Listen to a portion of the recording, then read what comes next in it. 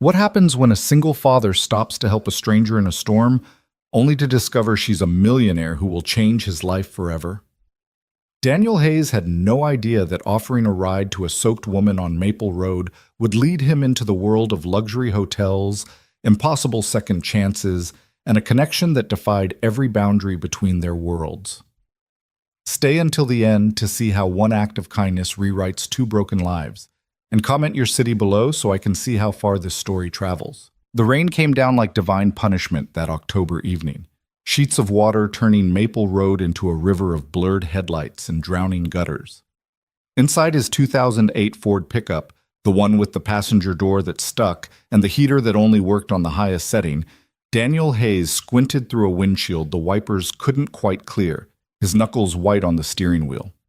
"Dad, I can't see anything," Maya said from the passenger seat, her small voice tight with worry. At 9 years old, she'd already learned to mask fear with quiet observation, a skill she'd inherited from watching her father navigate their life after her mother died. "We're almost home, sweetheart," Daniel assured her, though he could barely make out the road himself. The storm had blown in fast, one of those late autumn tempests that swallowed the sky and turned 6 o'clock into midnight. "How was piano practice?" "Mrs. Chen says I'm getting better at the Chopin piece." Maya clutched her sheet music folder against her chest like a shield. "She says Mom would be proud." Daniel's throat tightened. 3 years gone, and Catherine's absence still filled the truck like a fourth passenger. "She would be," he managed. "She is." The traffic light at Maple and Fifth flickered red, and as Daniel rolled to a stop, his headlights caught something that made him brake harder than necessary.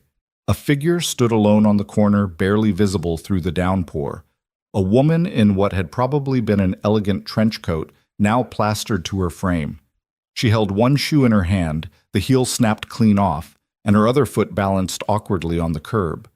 In her free hand, a phone screen blinked red before going dark entirely. "Dad, there's someone out there," Maya said, leaning forward. Daniel had already seen her. Every instinct screamed at him to keep driving. He had a daughter to get home, a 10-hour shift at the warehouse, starting at 5 a.m. It was in approximately $47 to last until Friday. The universe had taught him that getting involved meant complications, and complications meant trouble he couldn't afford. But Catherine's voice echoed in his memory, soft and certain. "We stop for people, Danny, always. Because someday, someone might need to stop for us." "Damn it," he muttered, pulling the truck to the curb with a splash that sent water cascading over the sidewalk. He rolled down the window, rain immediately soaking his left sleeve. "Ma'am, you need a lift?" The woman turned, and even through the storm, Daniel caught the flash of surprise in her eyes. She was younger than he'd first thought, maybe early 40s, with dark hair streaming water and makeup running in subtle tracks down her cheeks. There was something in her posture, even soaked and stranded, that suggested she wasn't used to needing help. She hesitated, and Daniel saw the calculation happen in real time. Strange man. Old truck. Dark night. Every woman's risk assessment in a single moment. "I have my daughter with me," he called out, gesturing to Maya, who waved from the passenger seat. "We can take you wherever you need to go. Can't leave you out in this." Something in his voice, or maybe Maya's small wave, decided it. The woman hurried to the truck, wrenching open the back door. It took 2 tries. Daniel made a mental note to oil those hinges, and climbing in with a gasp of relief. "Thank you," she breathed, her voice cultured even through the shivering. "I'm sorry, my car died, just stopped completely. And my driver," she trailed off, looking down at her phone's dark screen. "My phone's dead too, perfect timing." "Happens to the best of us," Daniel said, pulling back into traffic. He cranked the heat higher, even though it made the cab feel like a sauna. In the rearview mirror, he watched the woman try to compose herself, pushing wet hair back from her face with trembling fingers. "Where can I take you?" She paused, and Daniel caught something strange in her expression. Uncertainty? Vulnerability? "Do you know the Grandview Hotel downtown?" "Sure do." Daniel knew it well, a gleaming tower of glass and steel where he'd once applied for a maintenance job and been told they'd keep his resume on file, which everyone knew meant no. "That's about 20 minutes in this weather." "I can make it worth your trouble," the woman said quickly. I can pay. No need, Daniel cut her off gently. Like I said, happens to the best of us. I'm Daniel, by the way. Daniel Hayes. And this is my daughter, Maya. I'm... Another pause. Claire. Just Claire. Maya twisted in her seat to look back at their passenger. You were standing in the rain for a long time, weren't you? Your coat is really wet. Maya, Daniel warned softly, but Claire, just Claire, laughed, a sound that seemed to surprise her as much as it surprised him. I was, actually. I'm not sure how long. Time does funny things when you're stranded. She pulled the coat tighter around herself. Your daughter has good observational skills. Too good sometimes, Daniel said with a small smile, catching Maya's eye. His daughter grinned back at him, that gap-toothed smile that made every struggle worthwhile. They drove in relative silence for a few minutes, the rain drumming on the roof like impatient fingers. Daniel navigated the slick streets with the careful attention of someone who couldn't afford an accident. Not financially, not temporally, not in any way that mattered. The truck's heater rattled and wheezed, but it was working, filling the cab with warm air that smelled faintly of the pine air freshener dangling from the mirror. I'm sorry about the truck, Daniel found himself saying. She's not much, but she gets us where we need to go. Please don't apologize. Claire's voice was sharp, almost fierce. You stopped. That's more than... She caught herself. That's more than enough. In the mirror, Daniel saw her wipe at her face, and he wasn't entirely sure it was just rain anymore. Something had happened to this woman tonight. Something beyond a dead car and a broken heel. Something that had left her standing alone in a storm, looking lost in a way that had nothing to do with geography. Hey, Maya said suddenly, turning around again. Are you okay? You look sad. Maya Elizabeth Hayes, Daniel started, but Claire shook her head. It's all right. She met Maya's concerned gaze. You know what? I was feeling pretty sad. But then your dad stopped, and now I'm sitting in a warm truck instead of drowning on a street corner, so I think I'm getting better. Good, Maya said with the simple certainty of childhood. Sad is the worst. My dad says it's okay to be sad sometimes, but you can't stay there forever. You have to find something good, even if it's really small. Daniel felt his face flush. That's, some wisdom she's quoting at you. Sorry. Don't be sorry for that either, Claire said softly. It sounds like good wisdom to me. The traffic crawled through the storm. They passed abandoned cars, a fire truck with lights spinning, and at least 3 accidents being cleared by police. Daniel's fingers ached from gripping the wheel, and his mind was already calculating the cost of this detour, gas, time, the wear on the truck, but he pushed those thoughts aside. Catherine would have stopped. So he stopped. Can I ask you something? Claire said after a while. Sure. Why did you stop? Really? Her eyes met his in the mirror. Most people wouldn't have, especially not in weather like this, with your daughter in the car. You don't know me. I could be anyone. Daniel considered the question as they waited at another red light. My wife, Maya's mom, she used to say that we're all just one bad day away from needing help, that when someone's standing in the rain, you offer them an umbrella, or in this case, a truck that sounds like it's digesting bolts. He smiled faintly. She passed away 3 years ago, but I'm trying to raise Maya the way she would have wanted. That means stopping for people. Silence filled the truck, heavier than the rain. I'm very sorry about your wife, Claire said finally, her voice thick with something Daniel couldn't quite identify. She sounds like she was a remarkable person.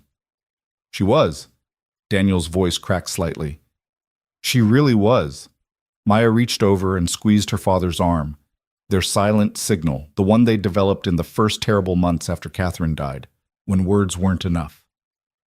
Daniel squeezed back. Where's your mom? Maya asked Claire, with the blunt directness of a child who'd learned that death made such questions acceptable. Maya? No, it's okay.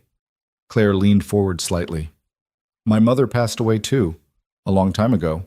And my father, well, we're not close, so I understand a little bit about loss. We can be loss buddies, Maya declared. That's what Dad calls us. Loss buddies.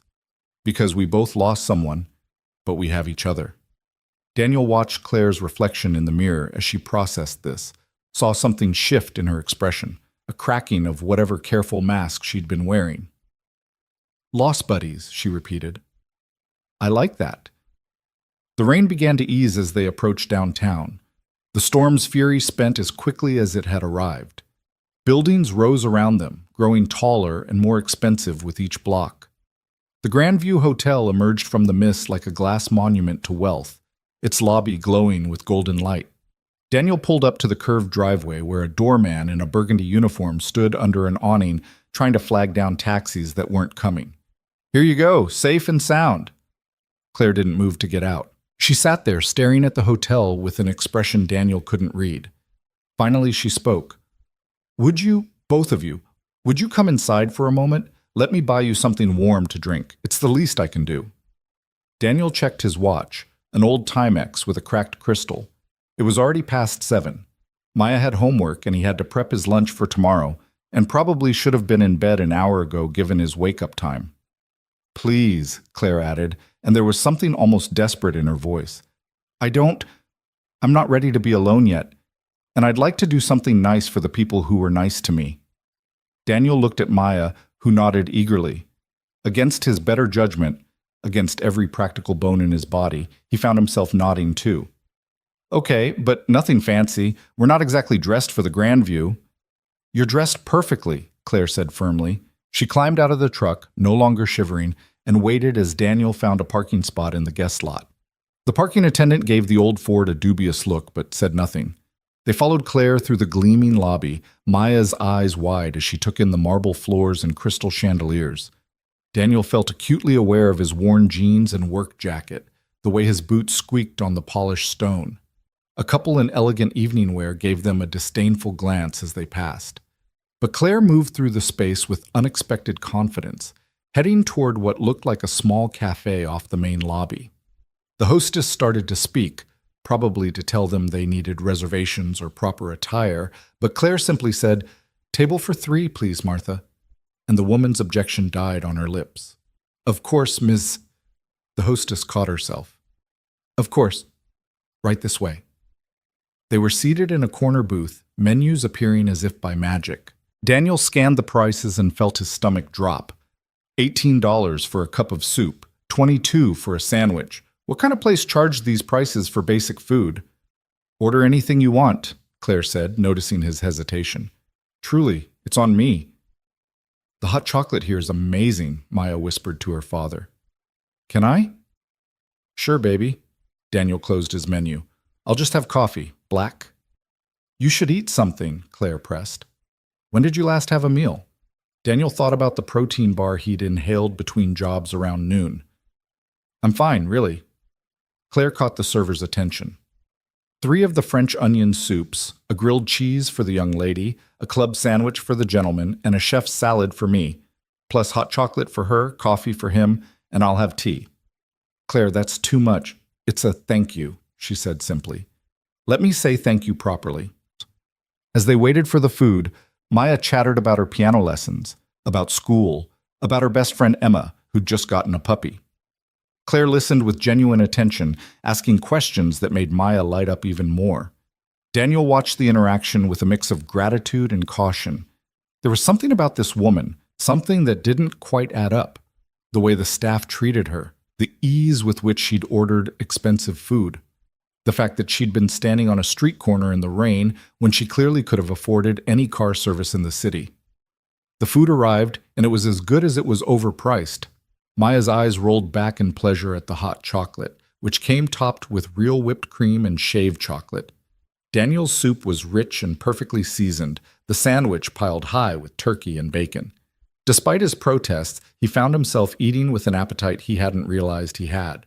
So, what do you do, Daniel? Claire asked, cradling her tea. For work? Warehouse logistics at Belmont Distribution, he said between bites. Night shift supervisor. And I do some handyman work on weekends. Repairs, maintenance, that kind of thing. 2 jobs. It wasn't a question. Piano lessons aren't cheap, he said, smiling at Maya. And neither is keeping a 9-year-old in shoes that fit. She grows like a weed. I'm going to be taller than you, Dad says, Maya announced proudly. Your mother was 5'10", Daniel explained. So yeah, probably. Claire set down her tea. It must be difficult, managing everything alone. Daniel shrugged, uncomfortable with the sympathy in her voice. You do what you have to do. Maya's worth it. Besides, I'm not alone. I've got her. And I've got him, Maya added, reaching over to steal a pickle from his plate. We're a team. I can see that. Claire's smile was gentle. You're very lucky to have each other. They talked for another hour, the conversation flowing more easily than Daniel would have expected. Claire asked about Maya's school, about Daniel's handyman business. He hesitated to call it a business. It was really just word-of-mouth repairs for neighbors. She laughed at Maya's stories and listened intently when Daniel talked about his late wife. But she revealed almost nothing about herself, deflecting personal questions with the skill of someone practiced at maintaining privacy. Finally, Maya's head began to droop against her father's shoulder. Time to get this one home, Daniel said, signaling for the check. Already taken care of, Claire said. Claire, please. She held up a hand. You gave me something much more valuable than a ride tonight. You gave me kindness when I needed it most. You reminded me that there are still good people in the world. Let me do this small thing. Daniel wanted to argue, but the exhaustion in her eyes stopped him. Whatever had happened to her before he'd pulled over, it had been significant. He could see the weight of it in the set of her shoulders, the tightness around her mouth. Thank you, he said simply, for the food and for spending time with us. I hope whatever was wrong earlier gets better. I think it already has, Claire said softly. She stood as they prepared to leave. Daniel, She paused, seeming to struggle with something. I know this might sound strange, but could I give you my number? In case you or Maya ever need anything. A favor returned, so to speak. Daniel almost laughed at the absurdity of it. What could this woman in her designer coat, ruined though it was, possibly need from a warehouse supervisor with a truck held together by prayer and duct tape? But something in her expression, a kind of lonely hope, made him pull out his phone.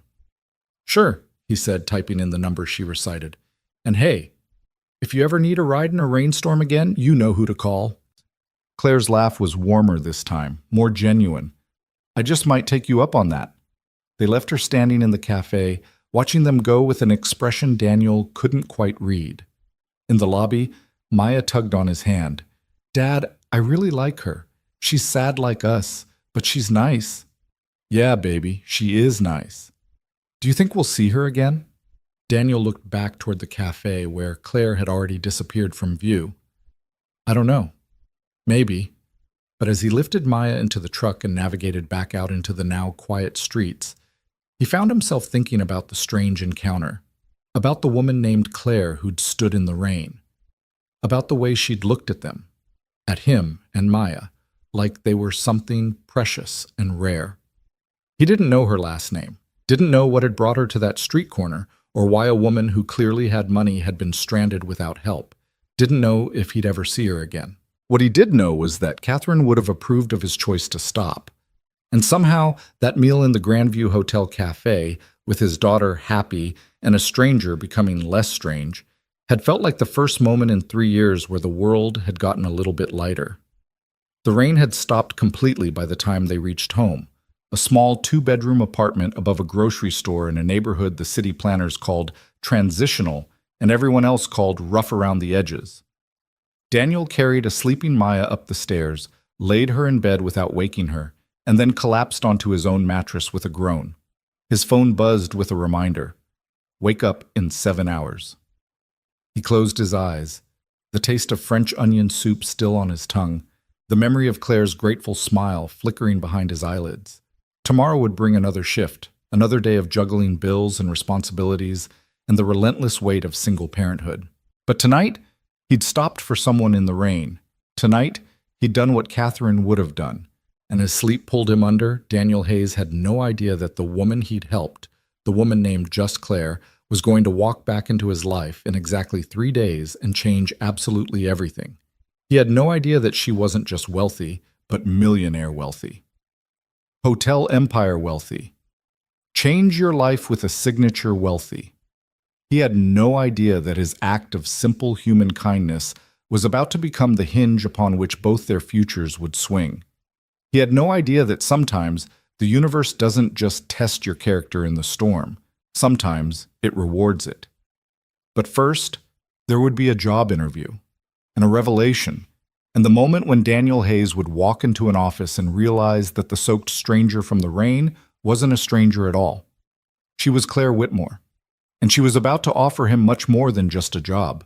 The alarm clock's shrill beeping dragged Daniel from a dream where he was back in that cafe, except Catherine was there too, sitting across from Claire, the two women laughing about something he couldn't quite hear. He slapped the snooze button and lay there in the darkness, his body protesting the 4 hours of sleep it had gotten.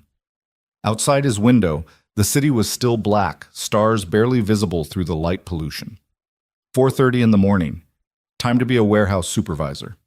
He showered in 3 minutes, a skill he'd perfected over 3 years of single fatherhood, and dressed in the dim light of the bathroom so he wouldn't wake Maya. In the kitchen, he made coffee so strong it could strip paint, packed the same lunch he packed every day. Peanut butter sandwich, apple granola bar, and scribbled a note for Maya that Mrs. Chen from downstairs would find when she came up at 7 to help get her ready for school. Have a great day at school, sweetheart. Remember, you're having dinner at Emma's tonight. I'll pick you up at 8. Love you more than all the stars. Dad. He left the note on the counter, weighted down by the ceramic mug Maya had made him for Father's Day, the one that said "World's Okayest Dad" in crooked letters. She'd been so proud of that joke. The truck started on the third try, coughing exhaust into the pre-dawn air. Daniel drove through empty streets to Belmont Distribution, a massive warehouse complex on the industrial edge of the city where 18-wheelers came and went at all hours and the fluorescent lights never dimmed. He clocked in at 4:58, grabbed his clipboard, and prepared for another 10-hour shift of inventory management, forklift supervision, and the endless Tetris game of loading and unloading trucks. "Hayes, you look like hell," his supervisor Marcus said by way of greeting. "Rough night?" "Long night," Daniel corrected, gulping coffee. "But not rough." "Well, wake up fast. We've got 3 trucks behind schedule and corporates breathing down my neck about efficiency metrics again." Marcus clapped him on the shoulder. "You know the drill." Daniel knew the drill. He spent the next 10 hours moving through the warehouse like a man possessed, checking manifests, directing crews, troubleshooting problems with the loading dock's ancient conveyor system. His mind wanted to drift back to the night before, to Claire's face in the rearview mirror, to that strange dinner in the Grandview, but he forced himself to focus. One wrong move in a warehouse could mean injury. Distraction was a luxury he couldn't afford. By the time his shift ended at 3, his back ached and his feet throbbed and he smelled like cardboard and diesel fuel. He had exactly 2 hours before he needed to pick up Maya from Emma's house, which meant 2 hours to shower, change, and maybe, if he was lucky, close his eyes for 20 minutes. He was halfway to his truck when his phone rang. Unknown number. Daniel almost didn't answer. Unknown numbers meant spam calls about his car's extended warranty or debt consolidation loans he didn't need. But something made him swipe to accept. "Hello? Daniel?" The voice was tentative, feminine, and somehow familiar. "This is Claire. From last night. The woman in the rain." Daniel stopped walking, standing in the middle of the parking lot as a forklift beeped past him. "Claire, hi. I didn't expect... Is everything okay?" "Yes, everything's fine. I'm sorry to call out of the blue like this. I hope I'm not interrupting anything." She sounded nervous, which seemed impossible for the composed woman who'd navigated the Grandview staff with such ease. "Just finished work. What's up?" There was a pause, and Daniel could hear her take a breath. "I have a strange question, and please feel free to say no. But you mentioned last night that you do handyman work, repairs, maintenance, that sort of thing?" "Yeah, weekends mostly. And some evenings if the job's not too big." "Would you be interested in taking a look at some properties for me? I have a few buildings that need assessment. The current maintenance company is pricing things in a way that seems excessive, and I'd like a second opinion from someone who actually knows what they're talking about." Daniel leaned against his truck, suspicious and curious in equal measure. "What kind of properties are we talking about?" "Commercial buildings, downtown." Another pause. Hotels, specifically. I own 3 of them, and the maintenance contracts are bleeding me dry. I need someone who will be honest about what actually needs fixing versus what they're just trying to upsell me on. Hotels, plural. Daniel's mind raced, recalculating everything he thought he knew about the woman from the rain. You own 3 hotels downtown? It's a family business, Claire said quickly. Look, I know this is weird. I know I'm essentially a stranger asking you to consult on property worth millions of dollars based on one ride in a rainstorm. But Daniel, you were kind to me when you didn't have to be. You didn't want anything from me, and that's so rare in my world that I'm willing to trust my instinct that you're someone I can trust. Daniel thought about his bank account, thought about the stack of bills on his kitchen counter, thought about Maya's piano teacher gently suggesting that maybe Maya should consider the local music conservatory's youth program, $1,500 a semester. He thought about his truck's transmission, which was making a grinding noise that promised expensive repairs in the near future. What does the consultation pay? He asked. $200 an hour, and I'd estimate maybe 10 hours of work to review all 3 properties thoroughly. Plus, I'll cover any travel expenses and provide meals during the walkthroughs. $2,000. Daniel's mouth went dry. That was nearly a month's worth of groceries. That was the truck repair with money left over. That was breathing room he hadn't had in years. When would you need me to start? He could hear the smile in her voice. Are you free this Saturday? I can be. Maya had a play date that afternoon anyway. What time? 10 a.m.? I can meet you at the first property, the Grandview, where we had dinner last night. They made the arrangements, and after they hung up, Daniel sat in his truck for a long moment, staring at his phone. $200 an hour. For work he knew how to do, work he actually enjoyed. It felt too good to be true, which meant it probably was. But Catherine's voice whispered in his memory.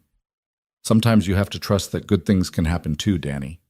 He started the truck and headed home to shower off the warehouse grime, his mind already cataloging the tools he'd need to bring, the things he should look for in commercial property assessments. He'd done residential work for years, but commercial was different, bigger systems, more complex problems, higher stakes. By the time he picked up Maya from Emma's house that evening, he'd half convinced himself he'd imagined the phone call entirely. Dad, you seem happy, Maya observed as they drove home, her backpack full of homework she'd hopefully already finished. Did something good happen? Maybe, he said carefully. He'd learned not to get her hopes up about extra money until it was actually in the bank. Remember that woman from last night, Claire? The sad one we had dinner with? Yeah. She called me today. She wants to hire me to look at some buildings she owns, give her advice about repairs and maintenance. Maya's eyes widened.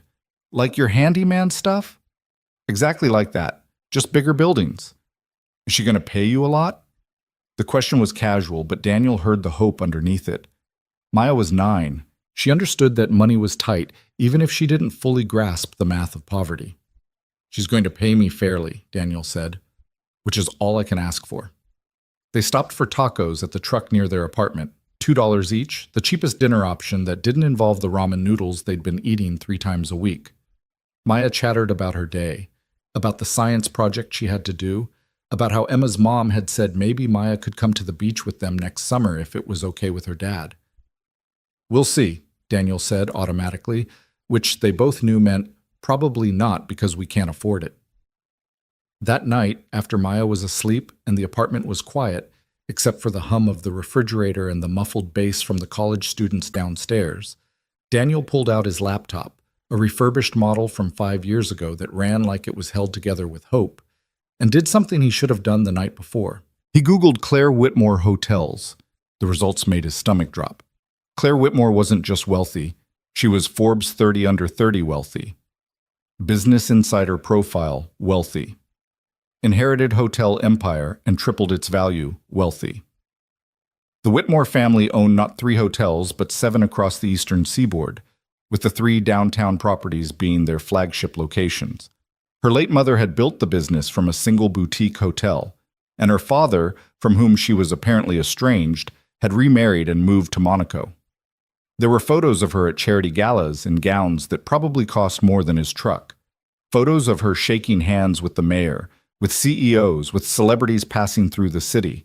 In every image, she looked polished and powerful and completely unlike the woman who'd sat shivering in his back seat with a broken heel in her hand. Daniel closed the laptop and sat in the darkness, processing. She hadn't lied to him exactly. She'd just let him think she was someone much smaller than she actually was. And now she was offering him $200 an hour to consult on properties worth tens of millions of dollars. Why? The question kept him awake long after he should have been sleeping. Why would someone like Claire Whitmore hire a warehouse supervisor to assess her hotels? She could afford the best contractors in the city. She could fly in experts from New York or Los Angeles. She had resources Daniel couldn't even imagine. Unless she was telling the truth about wanting someone honest, someone who wouldn't try to upsell her or take advantage, someone who'd stopped for her in the rain without knowing who she was. He thought about the way she'd looked at him and Maya in that cafe, the loneliness in her eyes when Maya had declared them lost buddies, the way she'd said his name, Daniel, like it mattered. Maybe she just needed someone real in a world of people who wanted something from her. Or maybe he was being naive, and this was all some elaborate setup for something he couldn't see coming. Either way, he needed the money too badly to turn it down. Saturday arrived wrapped in autumn sunshine, the kind of crisp October morning that made the city look almost beautiful. Daniel dropped Maya off at Emma's house at 9:30, made sure he had his tool bag and his notebook, and drove downtown with his heart hammering against his ribs. The Grandview looked different in daylight, less magical, more obviously expensive. He parked in the guest lot again, grabbed his bag, and was walking toward the entrance when his phone buzzed. Claire. Come around to the service entrance on the east side. I'll meet you there. He followed the building's perimeter until he found a plain door marked Authorized Personnel Only and knocked. It opened immediately, and there was Claire, but not the Claire from the rain or even the composed Claire from the cafe. This Claire wore jeans and a simple sweater, her hair pulled back in a ponytail, minimal makeup. She looked younger, more accessible, more like someone who might actually need his help. Daniel? She said, and her smile was genuine. Thank you for coming. I wasn't sure you would. 200 an hour is pretty persuasive, he said honestly. She laughed. I appreciate the candor. Come on, I'll show you around. The service areas of the Grandview were a different world from the lobby. Concrete floors, industrial lighting, the smell of chlorine and cleaning supplies. Claire led him through a maze of corridors, pointing out mechanical rooms, storage areas, the massive laundry facility that processed thousands of pounds of linens daily. The maintenance company is telling me we need to replace the entire HVAC system, she said, as they stood in a mechanical room that hummed with machinery. They're quoting me at $300,000. Does that sound right to you? Daniel set down his tool bag and approached the units, running his hands over the ductwork, checking the connections, examining the age stamps on the equipment. He pulled out a flashlight and crouched to inspect the base, looking for rust or water damage. How old is the system? He asked. 12 years. And what problems are they saying justify a full replacement? Claire consulted her phone. Inefficient operation, outdated refrigerant, pending EPA regulations, and potential catastrophic failure. Daniel stood up, wiping his hands on his jeans. Okay, so here's what I'm seeing. Yes, this system is older, and yes, the refrigerant they used is being phased out. But the units themselves are well maintained, no significant rust. The motors sound good, the ductwork is clean. He pointed to various components as he spoke. What you probably need is a retrofit on the refrigerant system, maybe 40, 50,000, and then you're good for another 5 to 10 years easy. A full replacement at this point is overkill unless you're trying to reduce operating costs long term, but even then your ROI wouldn't hit for 15 years. Claire stared at him. So they're trying to upsell me by $250,000? Essentially, yeah. It's not uncommon. Commercial contracts are where these companies make their real money, and most property owners don't know enough to push back. She pulled out a tablet and started making notes, her fingers flying across the screen. What about the boiler system? They want to replace that too. They spent the next 4 hours going through the Grandview from top to bottom. Daniel checked the roof, the foundation, the plumbing, the electrical panels. He found things that needed attention. A water heater that was genuinely at end of life. Some sketchy wiring in an older wing that was a fire hazard waiting to happen. a drainage issue in the basement that would cause problems if not addressed. But he also found dozens of items on the maintenance company's proposal that were pure profit padding. "You're getting robbed," he said finally as they sat in a small office reviewing his notes. "Not on everything.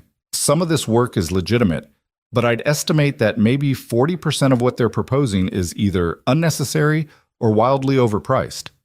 Claire leaned back in her chair, looking simultaneously furious and vindicated. "I knew it. I knew something felt wrong about those proposals, but everyone kept telling me I just didn't understand commercial maintenance." She fixed him with an intense gaze. "Daniel, how would you like a job?" He nearly dropped his coffee. "What?" "A job. Here, at the Grandview, head of maintenance. You clearly know what you're talking about, you're honest, and you actually care about doing things right instead of doing things expensively." "Claire, I appreciate that, but I'm not qualified to run maintenance for a hotel this size. I fix leaky faucets and patch drywall on weekends. This is a completely different scale." "So you'll learn. I'll pay you $75,000 a year to start, full benefits, and I'll send you to whatever training programs you need to get up to speed on commercial systems." She was leaning forward now, animated in a way he hadn't seen before. "Look, I know this sounds crazy, but I've been running these hotels for 3 years since my mother died, and I've been constantly fighting with contractors who think they can take advantage of me because I'm young and female and don't have a technical background. I need someone on my team who I can trust, someone who will tell me the truth even when it's not what I want to hear." Daniel's mind reeled. $75,000. That was almost double what he made working 2 jobs. That was Maya in the conservatory program with money left over. That was fixing the truck and maybe even saving for college. "I have a daughter," he said slowly. "I'd need reasonable hours. I can't work nights regularly." "We'll make it work. Most maintenance issues that can't wait happen during business hours anyway, and you'd have a team under you for emergencies. I only have a high school diploma and some vocational training. I have an MBA from Stanford, and I still need you to tell me whether my HVAC system is dying. Credentials aren't everything." He thought about the warehouse, about Marcus writing him about efficiency metrics, about the fluorescent lights and the diesel smell and the way his body ached after every shift, about coming home too tired to really listen to Maya's stories about school. "Can I think about it?" he asked. Claire nodded. "Of course. Take the weekend." "But Daniel?" She reached across the desk and touched his hand briefly. "You helped me when I was stranded. Let me help you now. Not because I owe you, but because I think this could be good for both of us." They finished the walkthrough of the other 2 properties over the next few hours. The Fitzgerald on 5th had a legitimate roof issue that needed immediate attention, but was otherwise solid. The Sterling near the theater district needed its elevator system updated and had some ADA compliance issues, but again, nothing like the catastrophic overhauls the maintenance company proposed. By the time Daniel headed home to pick up Maya, his head was spinning and his notebook was full, and he had a check for $2,000 in his pocket that felt like it might be made of dreams. "How did it go?" Maya asked when he collected her from Emma's house, her face flushed from whatever game they'd been playing. "It went really well, actually." Daniel pulled out onto the street, his mind still half in those mechanical rooms, half in the impossible possibility of Claire's job offer. "She liked my work." "Are you going to see her again?" Daniel thought about the way Claire had looked at him when she'd offered the position, hopeful and determined and maybe a little desperate. "Yeah, baby. I think I probably am." That night, after Maya was asleep, he pulled out his laptop again and researched maintenance manager positions at commercial properties. The responsibilities, the qualifications, the reality of what Claire was offering. It should have been intimidating. It should have sent him running back to the safety of his warehouse job where he knew exactly what each day would bring. Instead, he found himself thinking about Catherine, about how she'd always pushed him to dream bigger, to believe he was capable of more than he thought, about how she'd died in a car accident on her way to a job interview for a position she was technically underqualified for but had applied for anyway because she believed in growth over safety. "What would you tell me to do?" he whispered to the empty apartment, to the ghost of his wife that still lived in the walls. "Would you tell me I'm crazy for considering this?" The refrigerator hummed. The college students downstairs laughed about something. The city breathed its endless urban rhythm outside his window. And in the silence, Daniel thought he knew the answer. Catherine would tell him to take the leap. She would tell him that sometimes the universe puts opportunities in your path specifically because you're ready for them, even if you don't feel ready. She would tell him to stop for people in the rain and accept when people stop for you. On Sunday morning, he called Claire. "I'll take the job," he said, standing in his kitchen with his hands shaking slightly. "If the offer's still open." "It's absolutely still open." He could hear the smile in her voice. "When can you start?" "I need to give 2 weeks' notice at the warehouse, so 2 weeks from Monday?" "Perfect. Come by the Grandview Tuesday evening and we'll do the paperwork." "Daniel?" "Yeah?" "Thank you for taking a chance on this. On me." "I think we're both taking a chance," he said. "But yeah, let's see where it goes." After he hung up, Daniel stood in his kitchen for a long moment, processing what he'd just agreed to. Then he walked to Maya's room where she was working on her science project at her desk, her tongue sticking out in concentration the way it always did when she was focused. "Hey, sweetheart." She looked up. "Yeah, Dad?" "How would you feel about me getting a new job? One where I'd be home for dinner every night and wouldn't have to work weekends as much?" Maya's face transformed, hope blooming like sunrise. "Really? Really? I'd be working at that hotel, the Grandview, where we met Claire. I'd be in charge of fixing things and making sure everything runs smoothly." "Would we have more money?" The question was tentative, like she was afraid to ask. Daniel crouched beside her chair. "We'd have enough. Maybe not rich, but enough that you wouldn't have to worry about things as much. Enough that if Emma's family invites you to the beach next summer, we can say yes." Maya threw her arms around his neck, squeezing so hard he could barely breathe. "That's the best news ever, Dad. The best." He held his daughter and felt something shift in his chest, the constant low-level anxiety that had been his companion for 3 years easing just slightly. Not gone, never gone, but less sharp, less immediately threatening.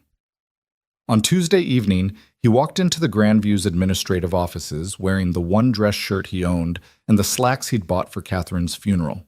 Claire met him with a warm handshake and introduced him to Ellen from HR, a brisk woman in her 50s who had him fill out enough paperwork to deforest a small country. "You'll start on the 24th, Ellen said, processing his I-9 form. "First week will be orientation and training. Claire's arranged for you to shadow our current maintenance supervisor before he retires. He's been here 30 years, so pick his brain about everything." "Retiring?"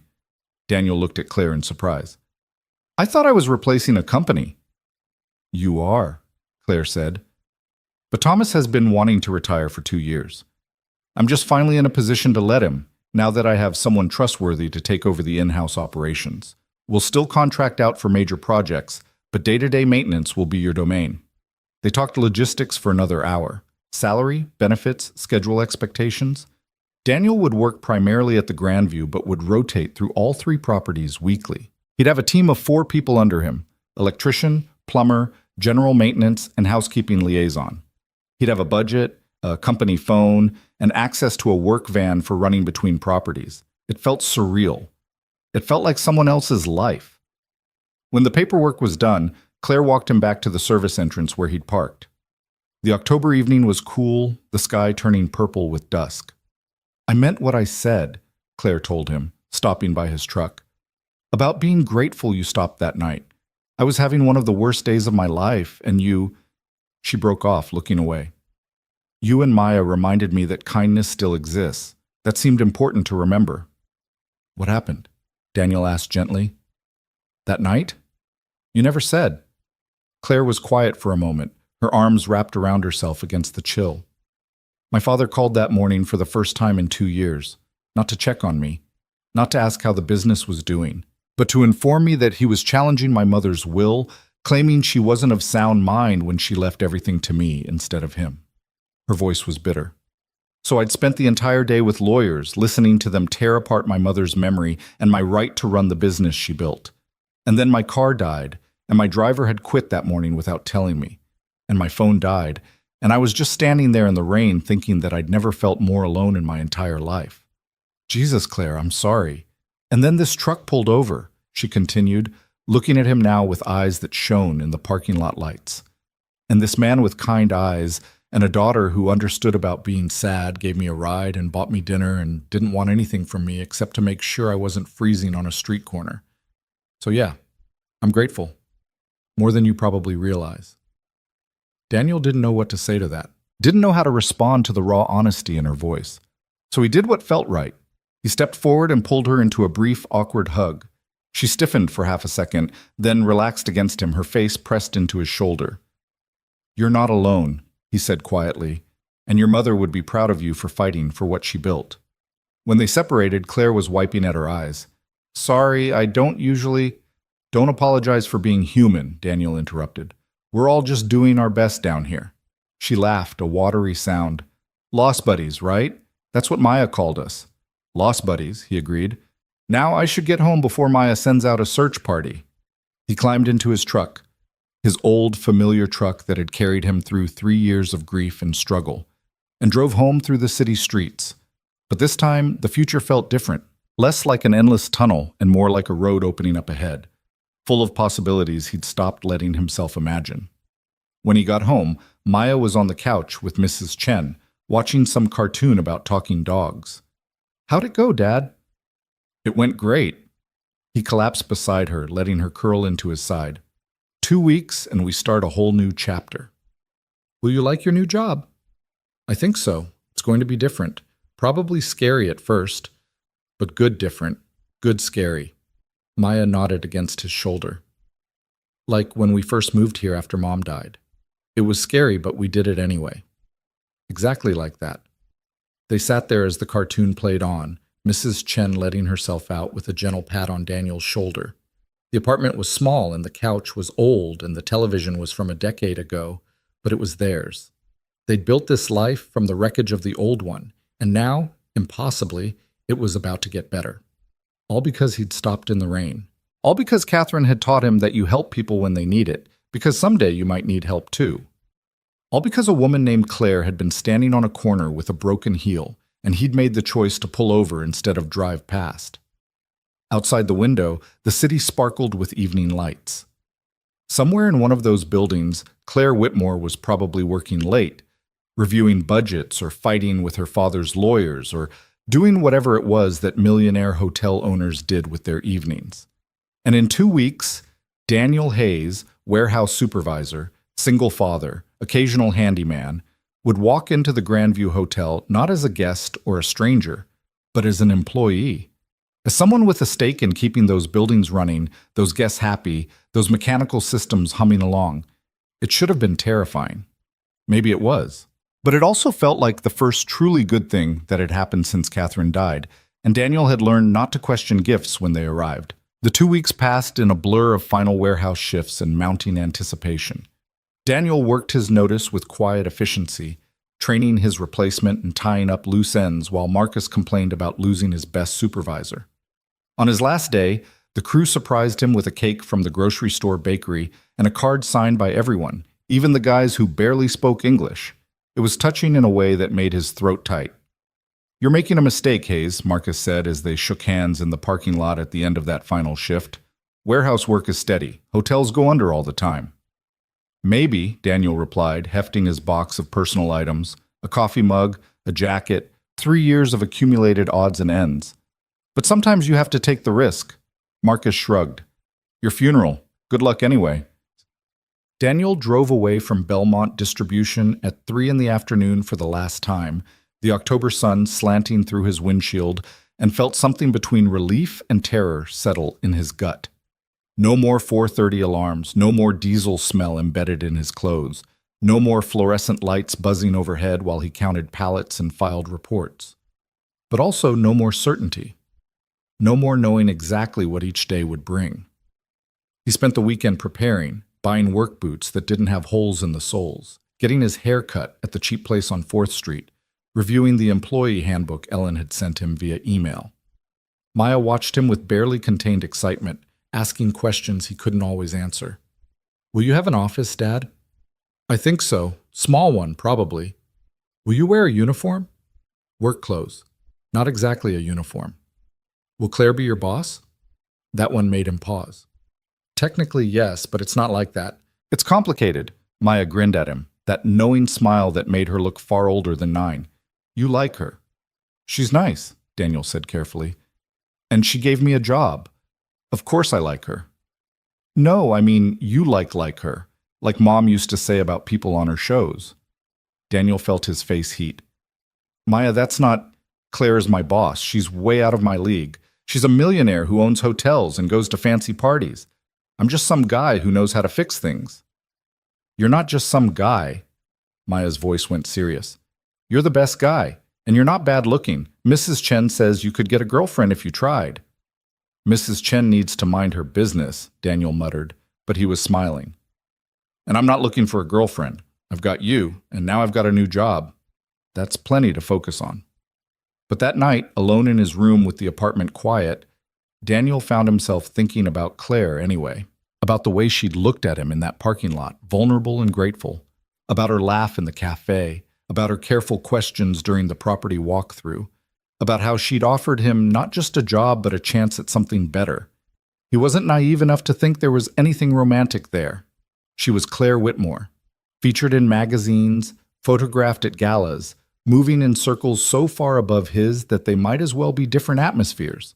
And he was Daniel Hayes, single father with a decade-old truck and a bank account that had 4 digits only if you counted the cents. But he couldn't deny that something had sparked between them, some connection that went beyond employer and employee, beyond the woman in the rain and the man who'd stopped.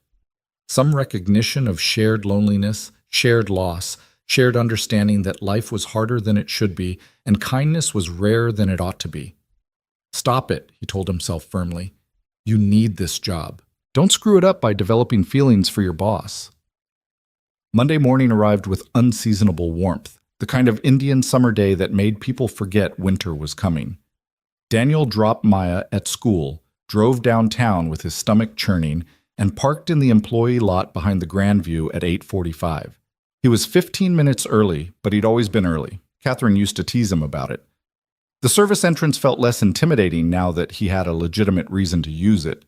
He pressed the buzzer, and a heavy-set man in his 60s opened it with a broad smile.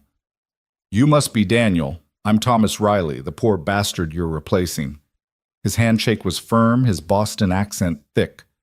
Come on, I'll show you around before the vultures from corporate descend. Thomas was a revelation. 30 years of hotel maintenance condensed into a walking encyclopedia of practical knowledge. He led Daniel through the warren of service corridors, introducing him to each system with the ease of long familiarity. This here's the main electrical panel, but don't touch it unless you absolutely have to. We've got a contract with Hanson Electric for the dangerous stuff. Thomas pointed to various breakers. This controls the West Wing. This is the conference facilities. This is the kitchen. You lose power to the kitchen during a wedding, and you'll wish you'd never been born. They spent the morning reviewing emergency procedures, equipment maintenance schedules, and the particular quirks of buildings that were 60 years old but pretended to be modern.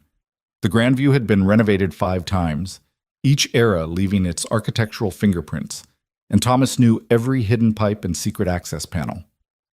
The key, Thomas said as they stood in yet another mechanical room, is prevention.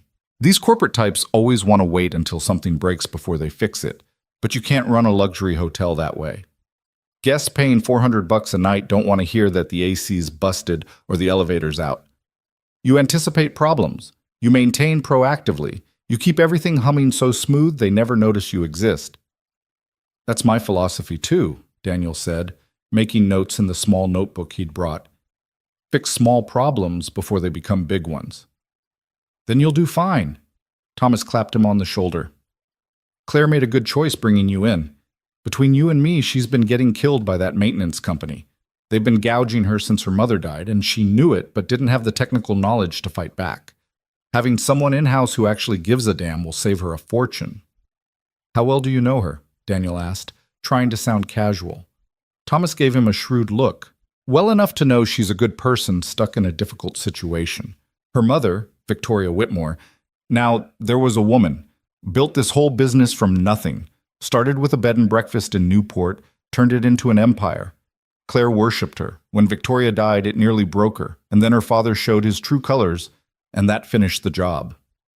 She mentioned he's contesting the will. Contesting it, dragging her through the courts, telling anyone who'll listen that she's too young and inexperienced to run the business. Never mind that she has an MBA from Stanford and worked in every department of these hotels since she was 16. Thomas shook his head in disgust. Richard Whitmore is a piece of work. Married Victoria for her money, spent 20 years taking credit for her success, and then threw a fit when she left it all to their daughter instead of him. Daniel felt a protective anger rise in his chest. That's awful. It is. But Claire's tougher than she looks. She'll fight him and win. You wait and see. Thomas checked his watch. Speaking of which, she wanted to meet with both of us at 11 to go over the transition plan. We should head up. They took the service elevator to the 4th floor, where the administrative offices occupied a suite of rooms that overlooked the city. Thomas led him through a reception area where a young woman at a desk smiled at them, down a hallway lined with black and white photographs of the hotels throughout their history, and stopped at a door marked C. Whitmore, Managing Director. Thomas knocked, and Claire's voice called, "Come in." She sat behind a desk that looked like it cost more than Daniel's truck, sunlight streaming through floor-to-ceiling windows behind her. She'd traded the casual sweater and jeans for business attire, a charcoal suit that was simultaneously professional and elegant. But when she saw Daniel, her formal expression softened into a genuine smile. "Daniel, welcome to your first official day." She stood and came around the desk to shake his hand, and Daniel caught a hint of her perfume, something subtle and expensive that made him very aware of the fact that he'd used dollar store deodorant that morning. "How's Thomas treating you?" "Like a student who needs to learn everything before the teacher retires," Daniel said. "Which is accurate." Thomas laughed. "The boy's a quick study. He already knows more than half the contractors I deal with."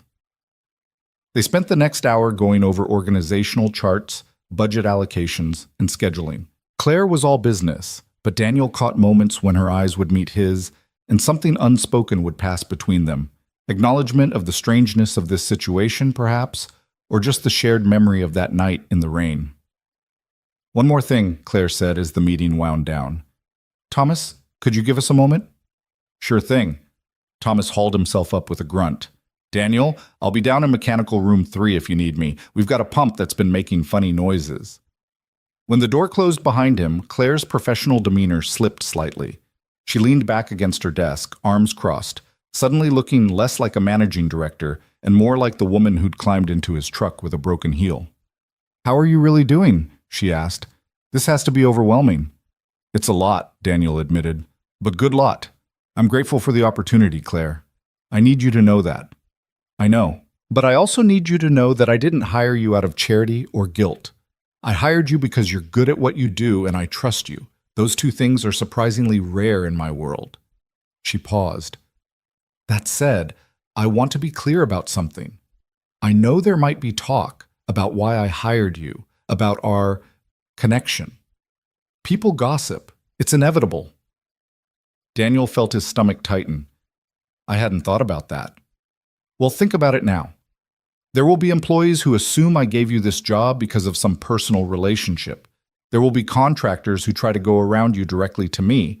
There will be people who test you to see if you actually know what you're doing or if you're just the boss's pet project."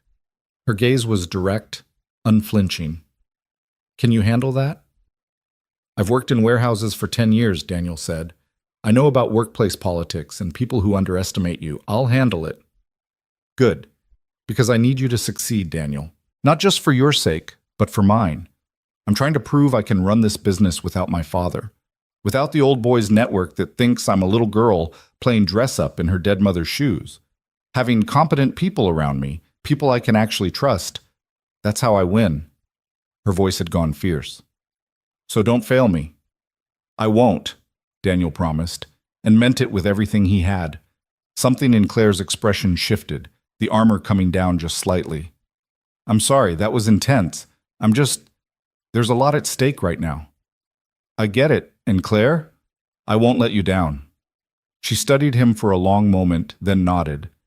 "I believe you. Now go learn everything Thomas knows before he escapes to Florida and leaves us both stranded." Daniel spent the rest of the day shadowing Thomas through the labyrinth of hotel operations. They responded to a clogged drain on the 7th floor, investigated a guest complaint about a rattling radiator, and spent an hour with the head of housekeeping going over supply protocols. By the time 5 o'clock rolled around, Daniel's head was spinning with information, and his feet hurt from walking miles of corridors. "You'll get used to it," Thomas said as they clocked out. "First week is always brutal, but you've got good instincts, I can tell." Daniel drove to Maya's school feeling both exhausted and exhilarated. When she climbed into the truck, her first question was immediate. "How was it? Did you love it? Did you hate it? Tell me everything." "It was good," he said, pulling into traffic. "Overwhelming but good. There's so much to learn." "Did you see Claire?" "Briefly. She's my boss, Maya. I can't just hang out with her." Maya made a face. "But do you think you'll be friends? Like, real friends?" Daniel thought about Claire's fierce declaration in her office, about the vulnerability underneath her professional exterior. "Maybe," he said honestly. "I don't know yet. We'll see." The days fell into a new rhythm. Daniel arrived at the Grandview each morning at 8, spent his days learning from Thomas and managing the small crises that arose in any large building, and left by 5 to pick up Maya from school. The work was challenging in ways the warehouse never had been, more cerebral, requiring constant problem-solving and prioritization. But it was also deeply satisfying. When he fixed something, people noticed. When he improved a system, it made a tangible difference. His team of 4 regarded him with cautious skepticism at first. Jorge, the electrician, was 50-ish and suspicious of any newcomer. Patricia, the plumber, tested him constantly with technical questions. Young Marcus, no relation to Warehouse Marcus, handled general maintenance with the lazy efficiency of someone who'd learned to look busy without actually working. And Diane, the housekeeping liaison, watched him with sharp eyes that missed nothing. "You're the guy Claire picked up in the rain, aren't you?" Diane said one morning, cornering him by the staff coffee maker. She was in her 40s, with a no-nonsense attitude and a tendency to speak her mind. "I heard about it. Everyone heard about it." Daniel's heart sank. "She offered me a ride because her car broke down, that's all." "And then she hired you for a job you're not qualified for." Diane stirred her coffee slowly. "That's what people are saying." "Then people are wrong," Daniel said, meeting her gaze directly. "She hired me because I know how to maintain buildings, and I don't rip people off. What happened before that is irrelevant." Diane studied him, then smiled slightly. "Good answer. I was testing you. I like Claire. She's been good to us since her mother died. I needed to know if you were going to be a problem or an asset." "I'm trying to be an asset. Try harder. Because Marcus, our Marcus, not yours, has been slacking for 2 years, and if you're as good as Thomas says, you need to deal with that situation sooner rather than later." She was right. By the end of the first week, Daniel had identified Marcus as the weak link, showing up late, taking extended breaks, doing the bare minimum. On Friday afternoon, Daniel called him into the small office he now occupied, right across from Thomas's larger one. "Have a seat, Marcus." The young man slouched into the chair, defensive before Daniel even spoke. "If this is about the second-floor bathroom, I was getting to it." "This is about your work ethic in general," Daniel said. "You're talented. I've seen you repair things in half the time it would take most people, but you're also lazy. You disappear for hours. You leave things half-finished, and that needs to change." Marcus's jaw tightened. "You've been here a week, and you're already coming after me? That's rich." "I'm here because I earned this position. You're here because Thomas was too soft-hearted to fire you." Daniel kept his voice level. "So here's the deal. You have 2 weeks to shape up. Show up on time. Complete your tasks. Act like you care about your job. Do that and we'll be fine. Don't do that, and I'll replace you with someone who actually wants to work. Your choice." "You can't fire me. Claire would never. Claire gave me authority to manage this team as I see fit. She trusts my judgment." Daniel leaned forward. "Look, Marcus, I don't want to fire you. I want you to be great at your job, but I need you to meet me halfway. Can you do that?" Something in Daniel's tone, maybe the fact that he was being direct rather than condescending, maybe the genuine offer of a chance rather than an immediate pink slip, made Marcus pause. "Yeah, okay, I can do that." "Good. Now there's a dripping faucet in room 512. Go fix it and do it right." Some threshold. This was real. He was actually managing people, making decisions that affected livelihoods, holding others accountable. It was terrifying and empowering in equal measure. Thomas poked his head in, grinning. Heard you laying down the law with young Marcus. About time someone did. I hope I didn't overstep. Hell no. That kid needs structure. You provided it. That's exactly what a good manager does. Thomas checked his watch. You got plans tonight? Picking up my daughter, making dinner, helping with homework, the usual. Bring her by sometime. My wife makes cookies that'll change your life. We're empty nesters now. She'd love to fuss over a little girl. Daniel felt a warmth spread through his chest. I'd like that. Thank you, Thomas. As the second week progressed, Daniel found his rhythm. He started to anticipate problems rather than just responding to them. He developed relationships with the key vendors and suppliers. He created a more efficient scheduling system for preventive maintenance. Small improvements, but they added up. And he saw Claire more regularly than he'd expected. She had a habit of doing walkthrough inspections, appearing in corridors or mechanical rooms to check on things, and she always stopped to talk when she found him. How's the transition going? She asked one afternoon, finding him in the laundry facility reviewing equipment with Patricia. Good. Patricia's teaching me about industrial washers. Did you know they have completely different maintenance needs than residential machines? Claire smiled. I did not know that. Patricia, is he a good student? He asks smart questions, Patricia admitted, which from her was high praise. Better than the last maintenance manager. After Patricia left, Claire lingered. I heard you had a talk with Marcus. Is that a problem? It's the opposite of a problem. He's been in 3 times already to ask for additional training on various systems. Whatever you said to him, it worked. Daniel shrugged. I just treated him like someone capable of growth instead of someone failing at staying still. Sometimes that's all people need. Claire looked at him with an expression he couldn't quite read. You're good at this. The management part, not just the technical part.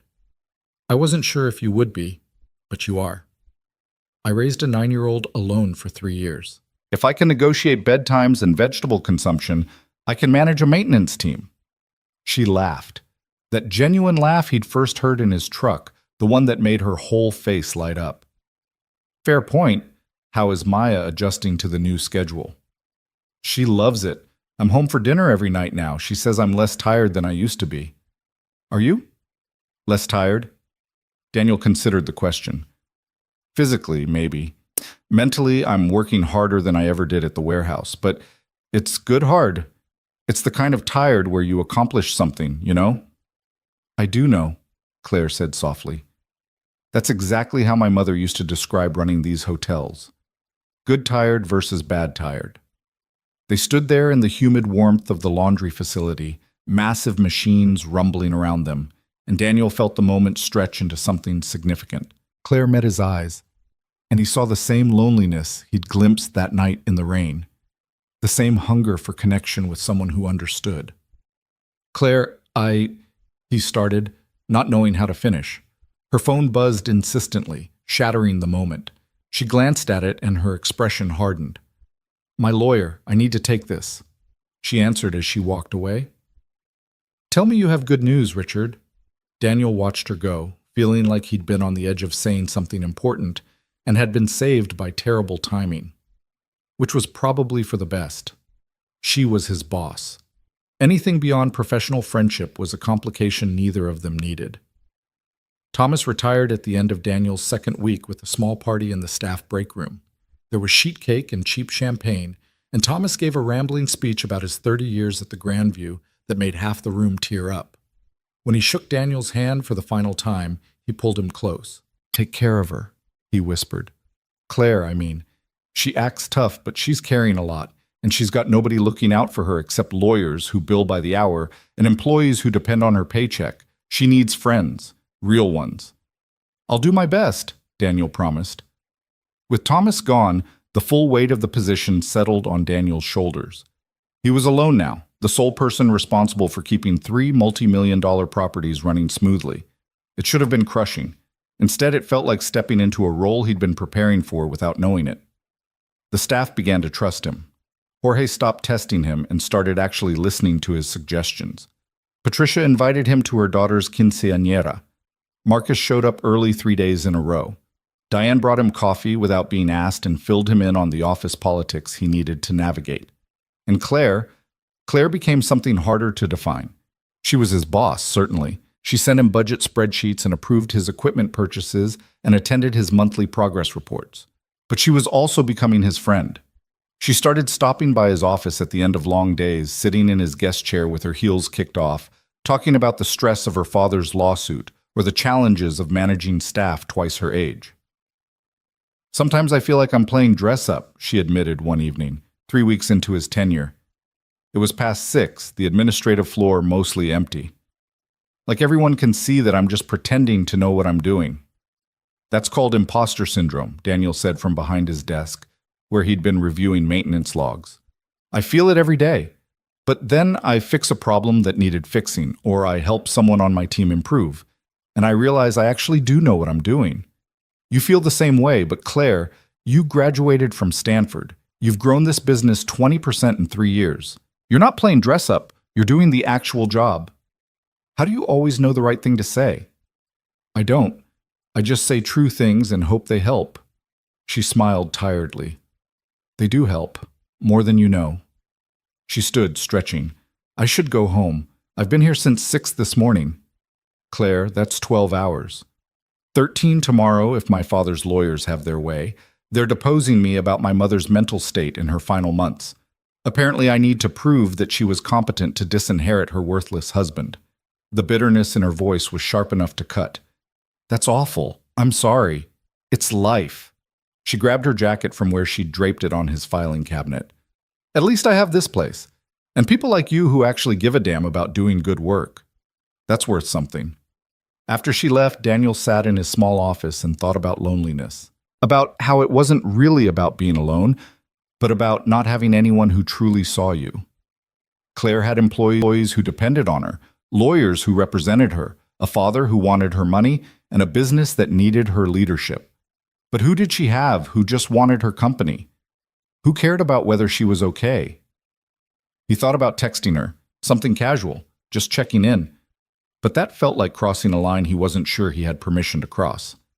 So instead, he went home to Maya, who'd been at Mrs. Chen's apartment doing homework and eating too many butter cookies. "How was work, Dad?" she asked as they climbed the stairs to their apartment. "Long but good. How was school?" "Fine. Emma says her mom wants to know if we want to come to Thanksgiving with them. They're going to her grandma's house upstate and there's room for us." Daniel's first instinct was to decline, accepting charity, imposing on others' family gatherings, but he caught himself. "That's really nice of them. Let me think about it, okay?" "Okay." Maya paused at their door.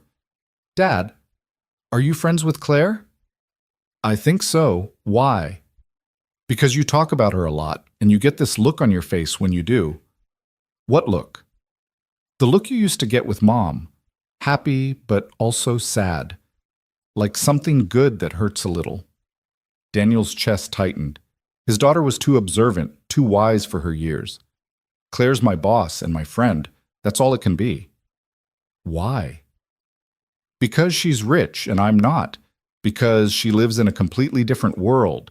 Because I work for her and mixing business with personal feelings is a bad idea. Because—" He stopped himself. "Because it's complicated, sweetheart." Maya shrugged. "Grown-ups always say things are complicated. Usually that just means they're scared." She went inside to start on her reading homework, leaving Daniel standing in the hallway, thoroughly called out by a 9-year-old. Was he scared? Maybe. Probably. Claire Whitmore represented everything he'd never let himself want. Success, stability, the kind of life where money wasn't a constant source of anxiety. Getting involved with her, even entertaining the possibility, felt like reaching for something so far out of his league that he'd just end up falling. But that look Maya had mentioned, happy but also sad, good that hurts a little, he couldn't deny it was there. Every time Claire smiled at him, every time she sought him out to talk, every time he caught her watching him with an expression that suggested she might be feeling the same impossible pull he was. November arrived with a cold snap that tested every heating system in all 3 hotels. Daniel spent a frantic week managing emergency repairs, dealing with guest complaints, improving his value by keeping major disasters from becoming catastrophic ones. A boiler failed at the Fitzgerald, and Daniel had a replacement unit installed and running within 8 hours. The Grandview's hot water system developed a leak that could have flooded the basement, and Daniel caught it during a routine inspection. Claire noticed. During their monthly review meeting, she slid an envelope across her desk. "Open it." Inside was a check, a $5,000 bonus. "Claire, I can't." "You can, and you will. You saved me at least $50,000 in emergency costs this month, probably more. You've streamlined operations, improved staff morale, and handled crises like you've been doing this for 20 years instead of 1 month. This isn't charity, Daniel. It's recognizing good work." Daniel stared at the check. $5,000. That was Maya's piano lessons for a year. That was fixing the truck and replacing the couch, and maybe even saving something for emergencies. "Thank you," he managed. "This means more than you know." "I think I have some idea." Claire's smile was gentle. "You're doing exactly what I hoped you'd do. Being honest, being competent, and giving a damn. That's rarer than you think." The bonus changed something. It made the job feel more real, more permanent. Daniel allowed himself to believe this wasn't temporary, that he'd actually built something stable for himself and Maya. He opened a savings account, the first he'd had in 3 years, and deposited half the bonus, keeping the other half for immediate needs. That weekend, Maya had a piano recital. Daniel sat in the small auditorium of the music school, watching his daughter play Chopin with fierce concentration, and felt his heart might burst with pride. When she finished, the applause was enthusiastic, and Maya's face lit up with joy. In the lobby afterward, while Maya talked with her teacher, Daniel's phone buzzed. A text from Claire. "How's the recital?" He'd mentioned it in passing days ago. The fact that she'd remembered made something warm bloom in his chest. "She was amazing, playing Chopin like she's been doing it her whole life." The response was immediate. "I'd love to hear her play sometime, if that wouldn't be too weird." Daniel hesitated, thumb hovering over the keyboard. This was personal territory, inviting his boss into his private life, mixing worlds that probably should stay separate. But Maya's voice echoed in his memory. "Grown-ups always say things are complicated. Usually that just means they're scared." "She'd love that," he typed back, "and it wouldn't be weird at all." The invitation came 3 days later, not through text, but in person. Claire appeared in the doorway of Daniel's office on a Tuesday afternoon, looking uncharacteristically uncertain. She wore a cream sweater and dark jeans, casual for her, which usually meant she'd been working from home that morning, and she held her phone like she might need it as a shield. "Is Maya's offer still open?" she asked without preamble. "To hear her play?" Daniel looked up from the preventive maintenance schedule he'd been reviewing. "Of course. When were you thinking?" "I know this sounds impulsive, but would tonight work? I've had the day from hell, lawyers, accountants, my father's legal team trying to subpoena records from when I was 16, and I just need to be around something good for a while." She caught herself. "Sorry, that's a lot to dump on you. If tonight doesn't work—" "Tonight's fine," Daniel interrupted gently. "We're just having spaghetti and meatballs. Nothing fancy. But you're welcome to join us if you don't mind eating in an apartment above a grocery store." Something in Claire's expression softened. "That sounds perfect, actually. What time?" 6:30? I'll text you the address." After she left, Daniel sat in his office having a minor panic attack. Claire Whitmore was coming to his apartment. His small, shabby apartment with the couch that sagged and the kitchen table from a yard sale and the bathroom where the tiles were cracked. He'd need to clean. He'd need to warn Maya. He'd need to figure out how to make spaghetti and meatballs seem like an actual meal instead of the budget dinner it actually was. He texted Maya during her lunch period. "Claire's coming for dinner tonight. Can you help me clean when you get home?" The response was immediate and consisted entirely of exclamation points followed by, "I knew it! It's not like that," he typed back. "She just had a bad day and needs friend time." "Sure, Dad, friend time. I'll help clean." Daniel left work at 4:30, stopped at the grocery store for garlic bread and a salad that wasn't from a bag, and met Maya at home with an hour and a half to transform their apartment from lived-in to presentable. They worked together with practiced efficiency, Maya tackling her room and the bathroom while Daniel handled the kitchen and living room, both of them shoving stray items into closets with the universal understanding that sometimes clean just meant not visible. "Should I wear a dress?" Maya asked at 6, standing in her doorway in jeans and a t-shirt with a cartoon cat on it. "Wear whatever makes you comfortable. Claire isn't coming to judge us. She's coming because she wants to." "But she's rich, Dad. Like really rich. What if she thinks we're poor?" Daniel knelt down to Maya's eye level. "We are poor, sweetheart, compared to her anyway. But there's no shame in that. We work hard, we're kind to people, and we have each other. That's worth more than money." Maya nodded slowly. "Okay, but I'm still wearing my nice shirt. The blue one Grandma sent for my birthday." At 6:25, Daniel was stirring sauce and trying not to feel like a teenager before prom. The meatballs were browning nicely. The water was boiling for pasta. The garlic bread was ready to go in the oven. Everything was under control except his nerves, which were decidedly not under control. The knock came at 6:30 exactly. Maya bolted to the door before Daniel could stop her, flinging it open to reveal Claire standing in the hallway, holding a bakery box and looking more nervous than Daniel had ever seen her. "Hi," Maya said. "Come in. We're making spaghetti and Dad's been freaking out all afternoon." "Maya," Daniel warned, but Claire was already laughing. "I've been freaking out too," she admitted, stepping inside. "I brought dessert, cannoli from Vittorio's. I hope that's okay." "That's my favorite bakery," Maya breathed, taking the box reverently. "Dad says we can only go there on special occasions because it's expensive." "Maya, let Claire actually get in the door before you interrogate her about pastries," Daniel said, wiping his hands on a dish towel. The apartment suddenly felt impossibly small with Claire in it, like she brought her own gravity that made everything else contract inward. Claire looked around with genuine interest, taking in the mismatched furniture and the photographs on the walls, mostly of Maya, a few of Daniel and Catherine from before, one of all three of them at the beach that Daniel could barely stand to look at, but couldn't take down. Her gaze lingered on a framed drawing Maya had made of their family, with Catherine as an angel floating above Daniel and Maya holding hands. "Your home is lovely," Claire said softly. "It feels like people actually live here. My condo feels like a hotel room I'm visiting." "That's because you live in hotels," Daniel pointed out, pulling out a chair at their small kitchen table. "Sit. Dinner's almost ready. Maya, set the table, please." They fell into an easy rhythm that surprised Daniel. Claire didn't act like a wealthy CEO slumming in the poor part of town. She asked Maya about school with genuine interest, laughed at her stories about Emma and the class hamster that kept escaping, and helped carry plates to the table without being asked.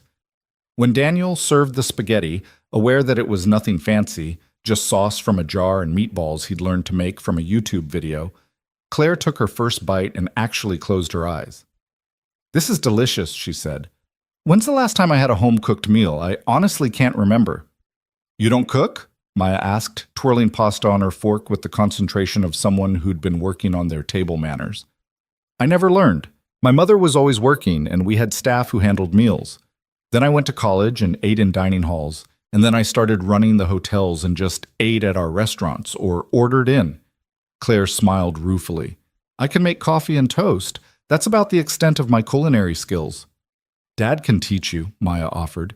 "He taught himself everything from videos. He says if you can follow directions, you can cook." "Maya, I'm sure Claire doesn't need cooking lessons from me," Daniel said, embarrassed. "Actually, I'd love that," Claire said, meeting his eyes across the table. "If you were serious about it, I'd pay you, of course." "You're not paying me to teach you how to cook spaghetti," Daniel interrupted. "If you want to learn, I'll teach you. As a friend, not as an employee." The word hung in the air between them. Friend. It felt significant, like they were acknowledging something that had been building since that night in the rain. Claire's expression shifted, something vulnerable and grateful flickering across her face. "As a friend, then," she agreed softly. After dinner, Maya pulled out her keyboard, a used Yamaha Daniel had found on Craigslist for $200, and spent a weekend refurbishing. It wasn't a grand piano, wasn't even close, but Maya loved it with the fierce devotion of someone who understood that sometimes you had to work with what you had. "What do you want to hear?" Maya asked Claire, her fingers already finding the keys. "Whatever you want to play," Claire said, settling on the couch next to Daniel with a proximity that made him hyper-aware of every breath. Something you love.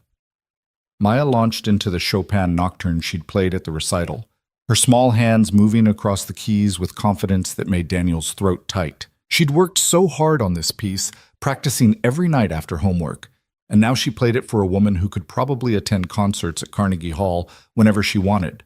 But Claire watched Maya with an expression of genuine wonder, and when the final notes faded, she wiped at her eyes quickly. "That was beautiful," she said, her voice thick. "Maya, you're incredibly talented. I want to go to the conservatory," Maya said, turning on the keyboard bench, but it's really expensive, and Dad says we have to see. "Maya," Daniel said warningly. "What? It's true.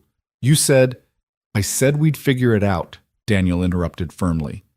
"Which we will, but that's not something to discuss right now." Claire looked between them, clearly understanding the subtext. "How much is the conservatory program?" $1,500 a semester, Daniel admitted. "It's worth it. They have better teachers, performance opportunities, connections to music schools, but right now it's not in the budget." "What if I sponsored her?" The question came quickly, like Claire had been thinking about it all evening. "I have a charitable foundation, my mother's foundation actually. It provides scholarships for arts education. Maya would be perfect." Daniel felt his spine stiffen. "Claire, I appreciate the offer, but I can't accept charity." "It's not charity, it's a scholarship. Maya would apply like anyone else. She'd just be applying to a foundation that I happen to run. And given her talent and dedication, she'd absolutely qualify." Claire leaned forward, earnest. "Daniel, my mother believed that talent shouldn't be limited by finances. That's why she started the foundation. This is exactly what it's for." "Can I really apply?" Maya asked, bouncing on the bench. "For real?" Daniel looked at his daughter's hopeful face, then at Claire's determined expression, and felt the walls he'd built around accepting help begin to crack. This wasn't Claire trying to buy his friendship or manipulate him. This was her seeing a need and having the means to help, and maybe, just maybe, he needed to let her. "Okay," he said finally. "Maya can apply, but she goes through the normal process. No special treatment." "Absolutely," Claire agreed, though her smile suggested she knew exactly how that application would turn out. "I'll have my assistant send you the information tomorrow." Maya launched herself at Claire in a hug that clearly surprised them both. "Thank you, thank you, thank you." Claire's arms came up slowly to return the embrace, and Daniel saw tears actually spill over onto her cheeks before she blinked them away. "You're welcome, sweetheart. Now play something else for me, something happy." Maya played for another half hour, cycling through everything from classical pieces to a surprisingly good rendition of a pop song she'd learned by ear. Claire and Daniel sat on the couch, not quite touching, but close enough that Daniel could feel the warmth of her presence. And something shifted in the space between them. The boundaries that had kept things professional were dissolving, replaced by something more genuine and more dangerous. When Maya finally wore herself out and retreated to her room to read, Claire helped Daniel clean up the kitchen. They worked in comfortable silence, falling into a rhythm of washing and drying that felt natural, domestic in a way that made Daniel's chest ache with want. "Thank you for tonight," Claire said as she dried the last plate. "I really needed this. Needed to be around people who aren't lawyers or employees or people who want something from me." "You're always welcome here," Daniel said. "For spaghetti, for whatever. You know that, right?" She set down the dish towel and turned to face him fully. They were standing close in the small kitchen, close enough that he could see the gold flecks in her eyes, could smell her perfume mixing with the lingering scent of garlic and tomato sauce. "Daniel, I need to tell you something," she said quietly, "and I need you to just listen, okay? Don't interrupt. Don't try to fix anything. Just listen." His stomach dropped. "Okay. I've been thinking about that night in the rain a lot, about how you stopped when you didn't have to, when most people wouldn't have. And I've been thinking about why I hired you, and I told myself it was because you were competent and honest, which is true, but it's not the whole truth." She took a breath. "The whole truth is that when I was standing on that corner feeling more alone than I'd ever felt in my life, you saw me. Not Claire Whitmore with her dead mother's business and her worthless father and her Stanford degree, just a person who needed help. And that meant something to me. You meant something to me." "Claire, I'm not finished," she said, holding up a hand. "I know this is complicated. I know you work for me, and that creates problems. I know we're from different worlds, and that probably seems insurmountable, but I also know that I look forward to your company more than anyone else's. That when I'm having a terrible day, I want to talk to you about it. That watching you with Maya tonight made me ache for something I didn't even know I wanted.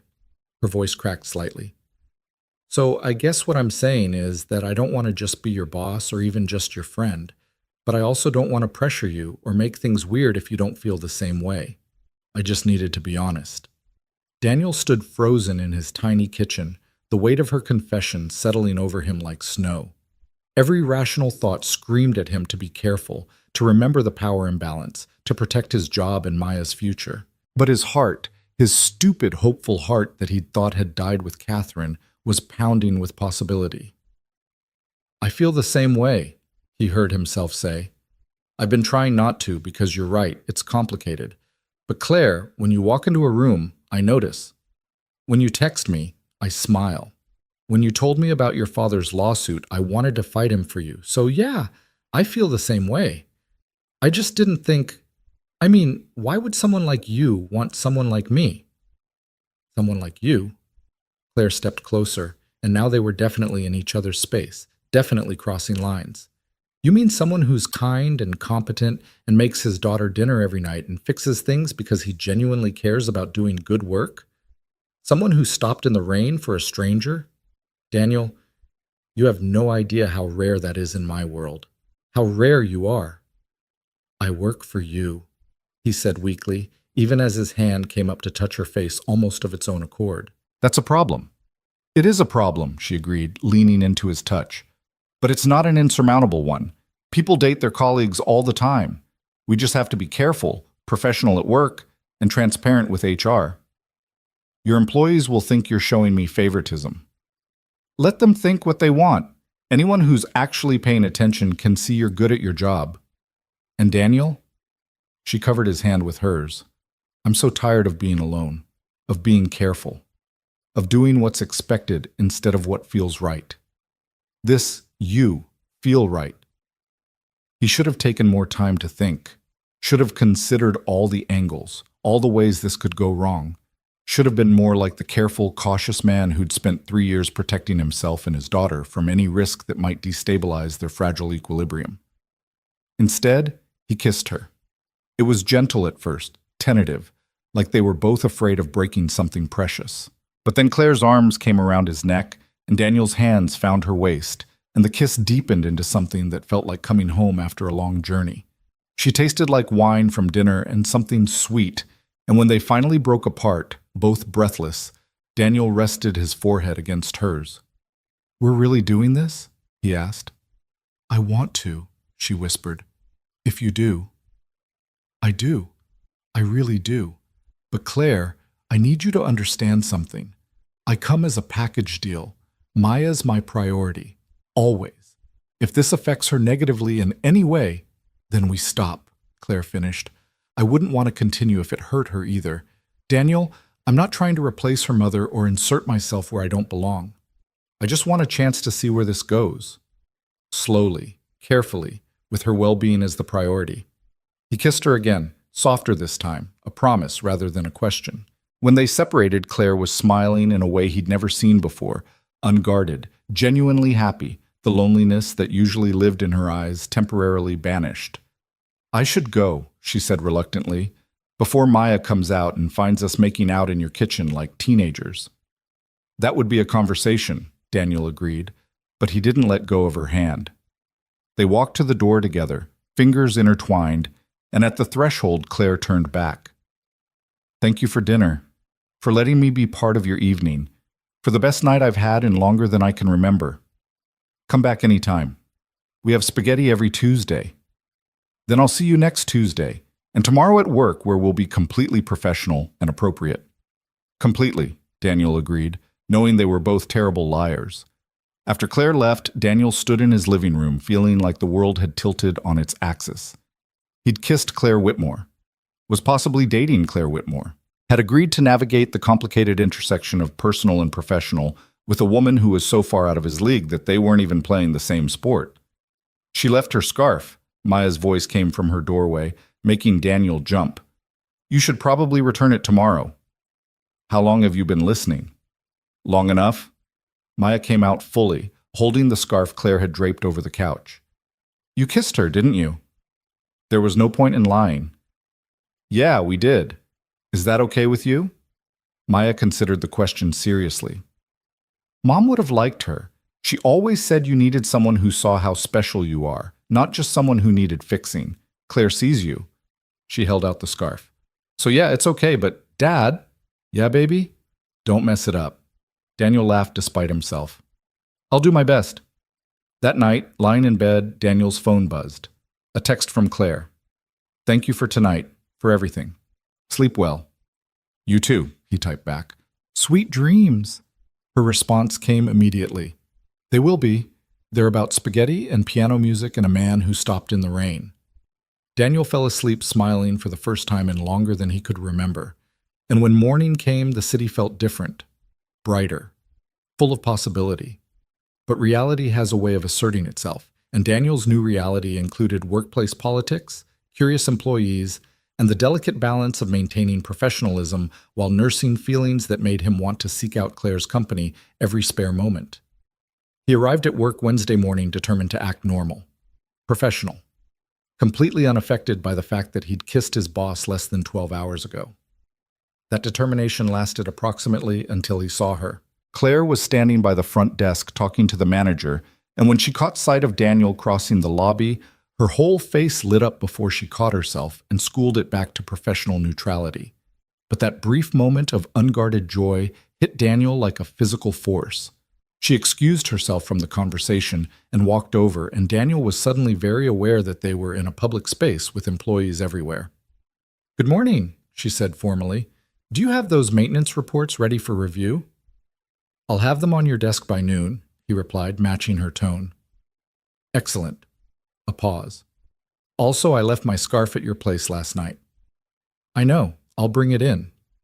They stood there, awkward and obvious, until Diane walked past and said cheerfully, You two look like you're negotiating a hostage situation. Relax. After she was out of earshot, Claire let out a breath. This is harder than I thought it would be, acting normal when all I want to do is... She cut herself off, glancing around. I know, Daniel said quietly. But we agreed. Professional at work. Right. Professional. Claire stepped back, creating proper distance. I should go. Meeting with the accountants in 10 minutes. But Daniel? For what it's worth, I'm really glad we're doing this. Even if it means I have to pretend I'm not thinking about kissing you again while discussing quarterly budgets. She walked away before he could respond, leaving Daniel standing in the lobby trying to remember what he'd been planning to do before his entire brain had short-circuited. The day passed in a blur of routine tasks made extraordinary by the knowledge that Claire was somewhere in the building, thinking about him the way he was thinking about her. They crossed paths twice more, once in a hallway where they both said awkward hellos and kept walking, once in the parking lot at the end of the day, where they stood by their respective vehicles and talked about neutral topics while everything unsaid hung in the air between them. This is ridiculous, Claire finally said. We're both adults. We should be able to have a conversation without acting like we're doing something wrong. We're not doing something wrong, Daniel said. We're just doing something new. Give it time. Time, Claire repeated. Right. How much time until I can stop wanting to drag you into a supply closet? Daniel laughed despite himself. Probably more than one day. But Claire, we have Tuesday. That's something. Tuesday, she said, and her smile was worth every moment of awkwardness. I'll count the hours. The rest of the week tested their resolve. Every accidental touch felt electric. Every professional conversation had subtext that made Daniel hyper-aware of Claire's presence. By Friday, the staff had definitely noticed something was different. Diane cornered Daniel in the break room with a knowing look. So you and Claire, she said without preamble. That's happening, right? I don't know what you mean, Daniel said unconvincingly. Please! The entire hotel knows something shifted this week. You two look at each other like teenagers who just discovered attraction. She poured herself coffee. For what it's worth, I approve. Claire needs someone good in her life, and you're about as good as they come. Just don't let it affect your work. It won't, Daniel promised. That's why we're being careful. Good. Because if you hurt her, you'll have me to answer to. And before that, you'll have Patricia, Jorge, and half the housekeeping staff. We're protective of our boss. The warning was clear, but it came from a place of love that made Daniel respect the team even more. Claire had earned their loyalty, and they weren't going to let anyone, even Daniel, take advantage of it. Saturday, Daniel spent the morning with Maya at the public library, then took her to the park where she played with Emma while he sat on a bench and tried not to constantly check his phone for messages from Claire. They'd been texting throughout the week, nothing inappropriate, just funny observations about their days, questions about meals and music, and the mundane details that meant someone cared. His phone buzzed. "What are you doing tomorrow?" "Nothing planned. Why?" "I want to take you and Maya somewhere, if you're free." Daniel hesitated. Public outings meant being seen together, meant taking their relationship beyond Tuesday dinners and stolen moments at work. It felt significant, like crossing another threshold. "Where?" he typed back. "It's a surprise. Just dress casual and be ready by 10. He should have asked more questions, should have been more cautious, but instead he found himself typing, "Okay, we'll be ready." Sunday morning arrived cold and bright, November asserting itself with frost on the windows and breath visible in the air. Daniel and Maya were waiting outside their apartment at 10 sharp when a car pulled up, not Claire's usual sleek sedan but an SUV, and Claire was driving herself instead of using a driver. "Climb in," she called through the window. "We have an hour's drive." "Where are we going?" Maya asked as she buckled herself into the back seat. "You'll see," Claire said mysteriously, "but I thought maybe we could all use a day away from the city." They drove north through increasingly rural landscape, autumn colors still clinging to the trees despite the lateness of the season. Claire had music playing, something classical that Maya identified as Debussy, and they talked easily about nothing important. It felt natural, comfortable, like they'd been doing this for years instead of days. An hour later, Claire pulled into a gravel lot beside a small lake surrounded by woods. A few other cars were parked nearby, and Daniel could see people walking trails in the distance. "My mother used to bring me here when I was young," Claire said as they got out. "Before the business got big, before everything got complicated. We'd pack sandwiches and spend the whole day hiking and talking." She pulled a picnic basket from the trunk. "I haven't been back since she died, but I wanted to share it with you." The vulnerability in her voice made Daniel's chest ache. "Thank you for bringing us." They hiked an easy trail around the lake, Maya running ahead to examine interesting rocks and trees, while Daniel and Claire walked together, close enough that their hands occasionally brushed. Claire talked about her mother, about Victoria's fierce determination, her kindness, her ability to make anyone feel valued. "She would have liked you," Claire said softly. She always said the measure of a person was in their small actions, not their grand gestures. How they treated waiters and janitors and people who couldn't do anything for them. "You stop for people in the rain. She would have loved that about you." "I wish I could have met her." "Me too." Claire was quiet for a moment. "Sometimes I talk to her, tell her about the business, about decisions I have to make. I know it's probably silly." "It's not silly," Daniel interrupted. "I talk to Catherine sometimes too, especially when I'm struggling with something about Maya. The dead don't really leave us, they just change form." They found a bench overlooking the lake and unpacked the picnic, sandwiches from an actual deli, fruit, cookies, juice boxes for Maya.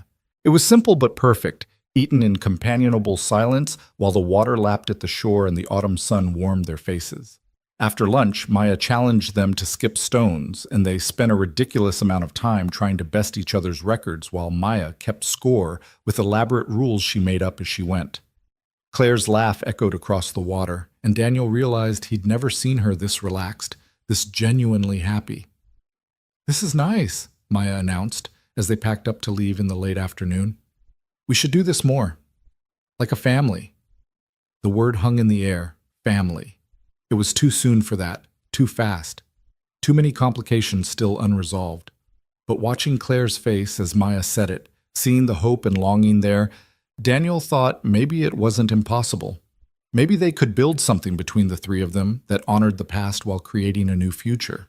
On the drive back, Maya fell asleep in the back seat, and Daniel and Claire talked quietly in the front. "Thank you for today," Daniel said, for sharing that place with us. Thank you for coming, for letting me be part of your lives. Claire glanced at him. I know it's only been a week. I know we're moving fast. But Daniel, I haven't felt this happy in years. Not since before my mother got sick. You make me feel like I'm allowed to be something other than the business. You are allowed, he said firmly. You're allowed to be happy, Claire, to have a life outside work, to let people care about you. Are you? She asked softly. Caring about me? Yeah, he admitted. I really am. They pulled up outside Daniel's apartment as the sun was setting, painting the sky in shades of orange and pink. Maya stirred in the back seat, blinking awake with confusion before remembering where they were. Can Claire come up? She asked sleepily. We could watch a movie. I should get going, Claire said reluctantly. Early meeting tomorrow. Tuesday then, Daniel said. Spaghetti and whatever else the evening brings? Tuesday, Claire agreed. I'll be there. But as they climbed out of the car, Daniel's phone rang. Marcus, not the maintenance Marcus, but the warehouse Marcus, calling from a number Daniel had almost deleted a dozen times. Hayes, sorry to bother you on a Sunday, Marcus said when Daniel answered. But I thought you should know there was an accident at Belmont last night. Jimmy Rodriguez fell from a ladder. He's in the hospital. Daniel's stomach dropped. Jimmy had been part of his crew, a good guy with 3 kids. Is he okay? Broke his back. They're saying he'll recover, but it's going to be months of rehab. Thing is, his family's already struggling, and now he can't work. Some of the guys are organizing to help, and I thought maybe you'd want to contribute. Of course. Text me the details. Daniel hung up, feeling shaken. That could have been him. If he'd still been at the warehouse, if he'd been the one on that ladder, Maya would have been left alone. What's wrong? Claire asked, seeing his face. He told her about Jimmy, about the accident, about the precariousness of warehouse work, and how quickly life could change. I keep thinking if I'd still been there, that could have been me. Claire reached for his hand. But you weren't there. You're here. You're safe. She paused. How much do they need for his family? I don't know yet. Marcus is coordinating. Find out. I'll match whatever the warehouse collects and we'll do it anonymously. Jimmy doesn't need to know where it came from. Claire, that's incredibly generous. It's what my mother would have done. What she taught me to do with privilege. Use it to help when you can. She squeezed his hand. Besides, if that accident had happened when you were still there, Maya would have been the one needing help. So this is just paying forward something I'm grateful didn't happen. That was Tuesday's conversation. Daniel learned the warehouse had collected $3,000 for Jimmy's family, and Claire anonymously donated another $3,000 through her foundation. Jimmy's wife cried when Marcus told her, and Daniel felt a gratitude so profound it made his chest hurt.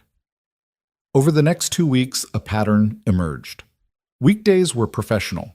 Daniel managing his team, Claire running her business, both of them carefully maintaining appropriate boundaries at work, even as the tension between them hummed like a live wire.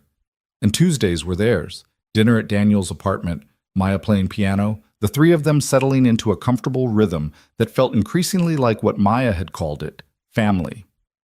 Claire started teaching Daniel about the business side of hotel management, sharing insights that went beyond his maintenance role. He started teaching her to cook, beginning with simple recipes that built her confidence. Maya thrived with the attention from both adults, her personality blossoming as she realized she was allowed to care about Claire without betraying her mother's memory. Is it okay that I like her? Maya asked Daniel one night after Claire had left. I still love Mom, but I like Claire too. Of course it's okay, Daniel assured her. Love isn't finite, sweetheart. You can love Mom and still care about other people. Mom would want you to be happy, and if Claire makes you happy, then that's a good thing. Does she make you happy? Yeah, baby, she really does.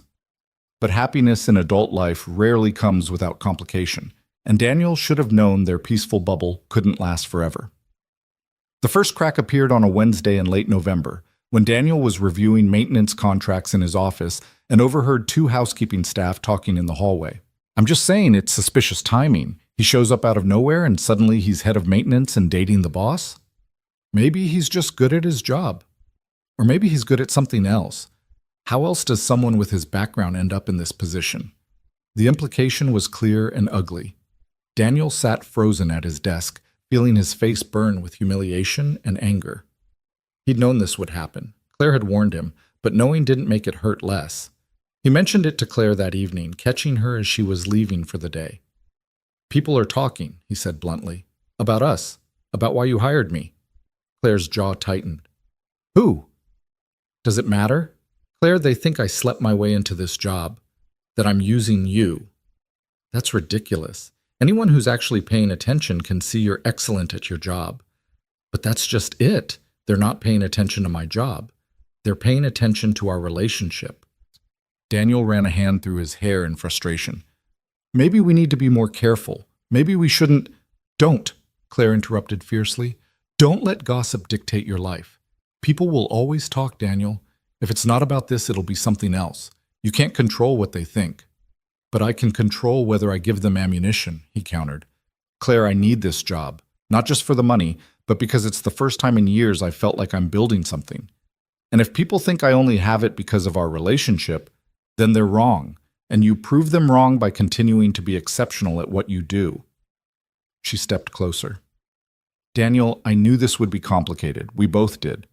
But I'm not willing to give up what we're building because some people can't understand that two things can be true at once. You can be good at your job and also be someone I care about." He wanted to believe her, wanted to trust that competence would speak louder than gossip. But he'd lived too much of his life on the wrong side of judgment to be that naive. "I just don't want to be a liability," he said quietly, "for you or for Maya." "You're not a liability, you're—" Claire's phone buzzed insistently. She glanced at it and her expression hardened. "My father's lawyer. Again. I have to take this." She walked away, already bringing the phone to her ear, and Daniel was left standing in the hallway, feeling like the ground beneath their fragile relationship was less solid than he'd hoped. The lawsuit escalated the week before Thanksgiving, dropping into their lives like a bomb with legal paperwork for shrapnel. Claire's father filed an injunction claiming she was mismanaging the business, using her relationship with an unqualified employee as evidence of poor judgment. Daniel only learned about it when Claire showed up at his apartment on a Thursday night, not Tuesday, looking shattered in a way that made his heart crack. "He's using you," she said without preamble, standing in his doorway with tears streaming down her face.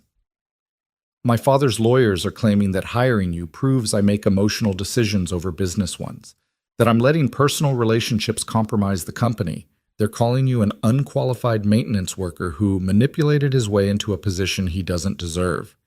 Daniel felt like he'd been punched. "Claire, it gets worse. They're subpoenaing employment records, trying to prove I gave you preferential treatment. They want to depose you about our relationship, about how we met, about everything." She wiped at her face angrily. "I'm so sorry, Daniel. I never meant to drag you into this." Maya appeared behind Daniel, her face worried.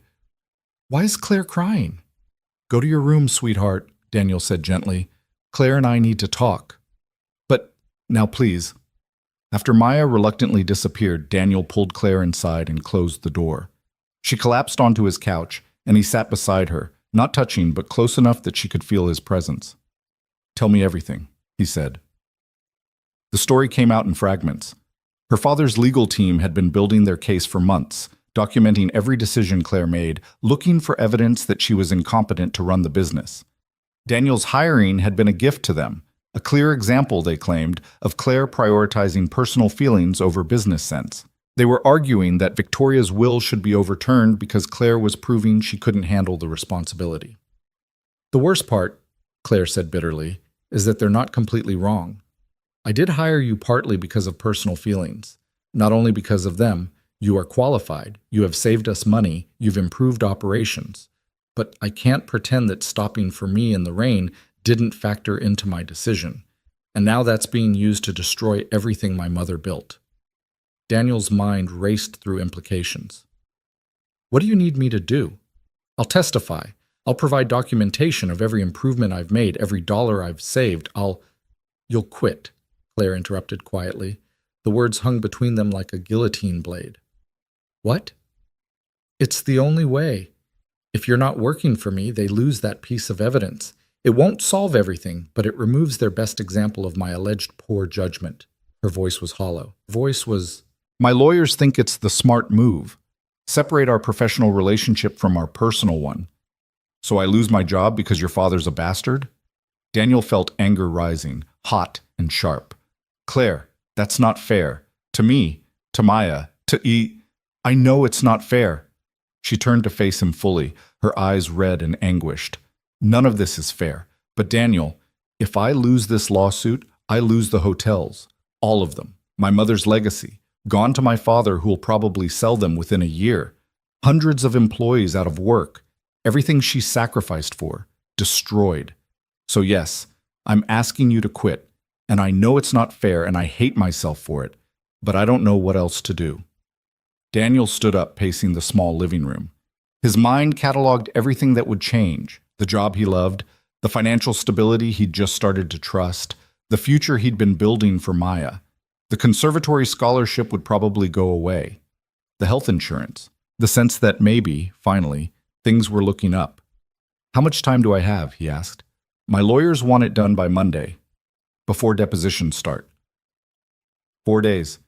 He had 4 days before his life imploded again. And us? The question came out rougher than he intended. What happens to us? Claire's face crumpled. I don't know. How can we date when my father's lawyers are watching everything I do? When being with you is being used as evidence against me? Daniel, I care about you so much, but I can't. I can't lose my mother's business. I can't let her down like that. So you're choosing the hotels over me? It wasn't an accusation, just a statement of fact that tasted like ash. I'm choosing responsibility over what I want, Claire corrected, but her voice broke on the words. I'm choosing to be the person my mother raised me to be instead of the person who gets to be happy. And I know that's not enough. And I know you deserve better, but it's all I can give you right now. Daniel thought about Catherine, about the night she'd died driving to that job interview she'd been nervous about. She'd told him that morning, sometimes you have to risk everything for the chance at something better. And he'd kissed her and told her to be careful and never imagined those would be their last words. But this wasn't the same. This was Claire asking him to sacrifice for her fight, not for their shared future. This was being collateral damage in someone else's war. I need to think, he said finally, about what this means for me and Maya, about whether I can just walk away from everything I've built there. I understand. Claire stood, gathering her coat with shaking hands. I should go. I shouldn't have come here like this. I needed you to hear it from me, not from HR. Claire, wait. Daniel caught her hand. Whatever happens with the job, with the lawsuit, with all of it, I don't regret any of this. Meeting you, stopping that night, taking a chance on something that felt impossible. None of it. She pulled him into a fierce hug, burying her face in his shoulder. I don't regret it either. Even if it all falls apart, I'll never regret knowing you. Knowing both of you.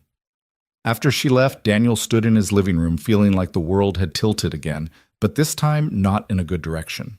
Maya emerged from her room, her face pinched with worry. Are you going to lose your job? She asked. Maybe, sweetheart. Probably.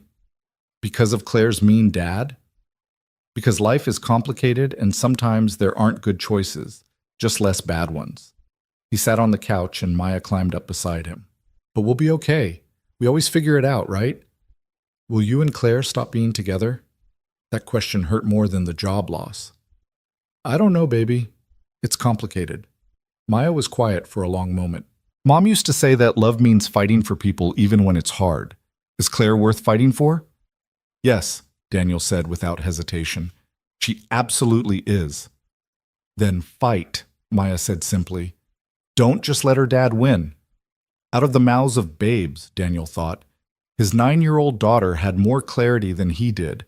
That night, he couldn't sleep. He lay in bed staring at the ceiling, thinking about fairness and sacrifice and what it meant to love someone. Claire was asking him to give up his job, possibly their relationship, to save her mother's legacy. And part of him understood family legacy, responsibility, hundreds of employees depending on her. Those were real stakes, but so was his life. So was Maya's future. So was the dignity he'd felt walking into the Grandview every morning, knowing he was good at his job, that he'd earned his position through competence and hard work, not just because he'd stopped for someone in the rain. By Friday morning, he'd made a decision. He called Claire before heading to work. "I'm not quitting," he said when she answered. "Daniel, let me finish. I'm not quitting because quitting validates their argument. It makes it look like I never deserve the job, like you made a mistake hiring me. And Claire, I'm really good at what I do. The numbers prove it. Maintenance costs are down 30% since I started. Guest satisfaction scores related to facilities are up. I've built a team that actually functions efficiently. Those are facts, not feelings. But the lawsuit, let them depose me. Let them question my qualifications. I'll show them every certification I have, every dollar I've saved, every improvement I've made. I'll bring in Jorge and Patricia and Diane to testify that I know what I'm doing. I'll make them prove I'm unqualified instead of just asserting it." He took a breath. "Your father's lawyers are counting on us rolling over, on you being too scared of looking bad to fight back. But Claire, your mother didn't build an empire by backing down from fights. She built it by being tough and smart and refusing to let anyone tell her she didn't belong in the room." Silence on the other end. Then quietly, "My lawyers will hate this." "Probably. But your mother would love it." He heard her breath catch. "You're sure about this? Because once we fight back, it's going to get ugly." "I'm sure. And Claire, we fight together, not with you sacrificing me to protect yourself. That's not a relationship. That's not what your mother would want for you." "Okay," she said, and he could hear the tears in her voice. "Okay, we fight together."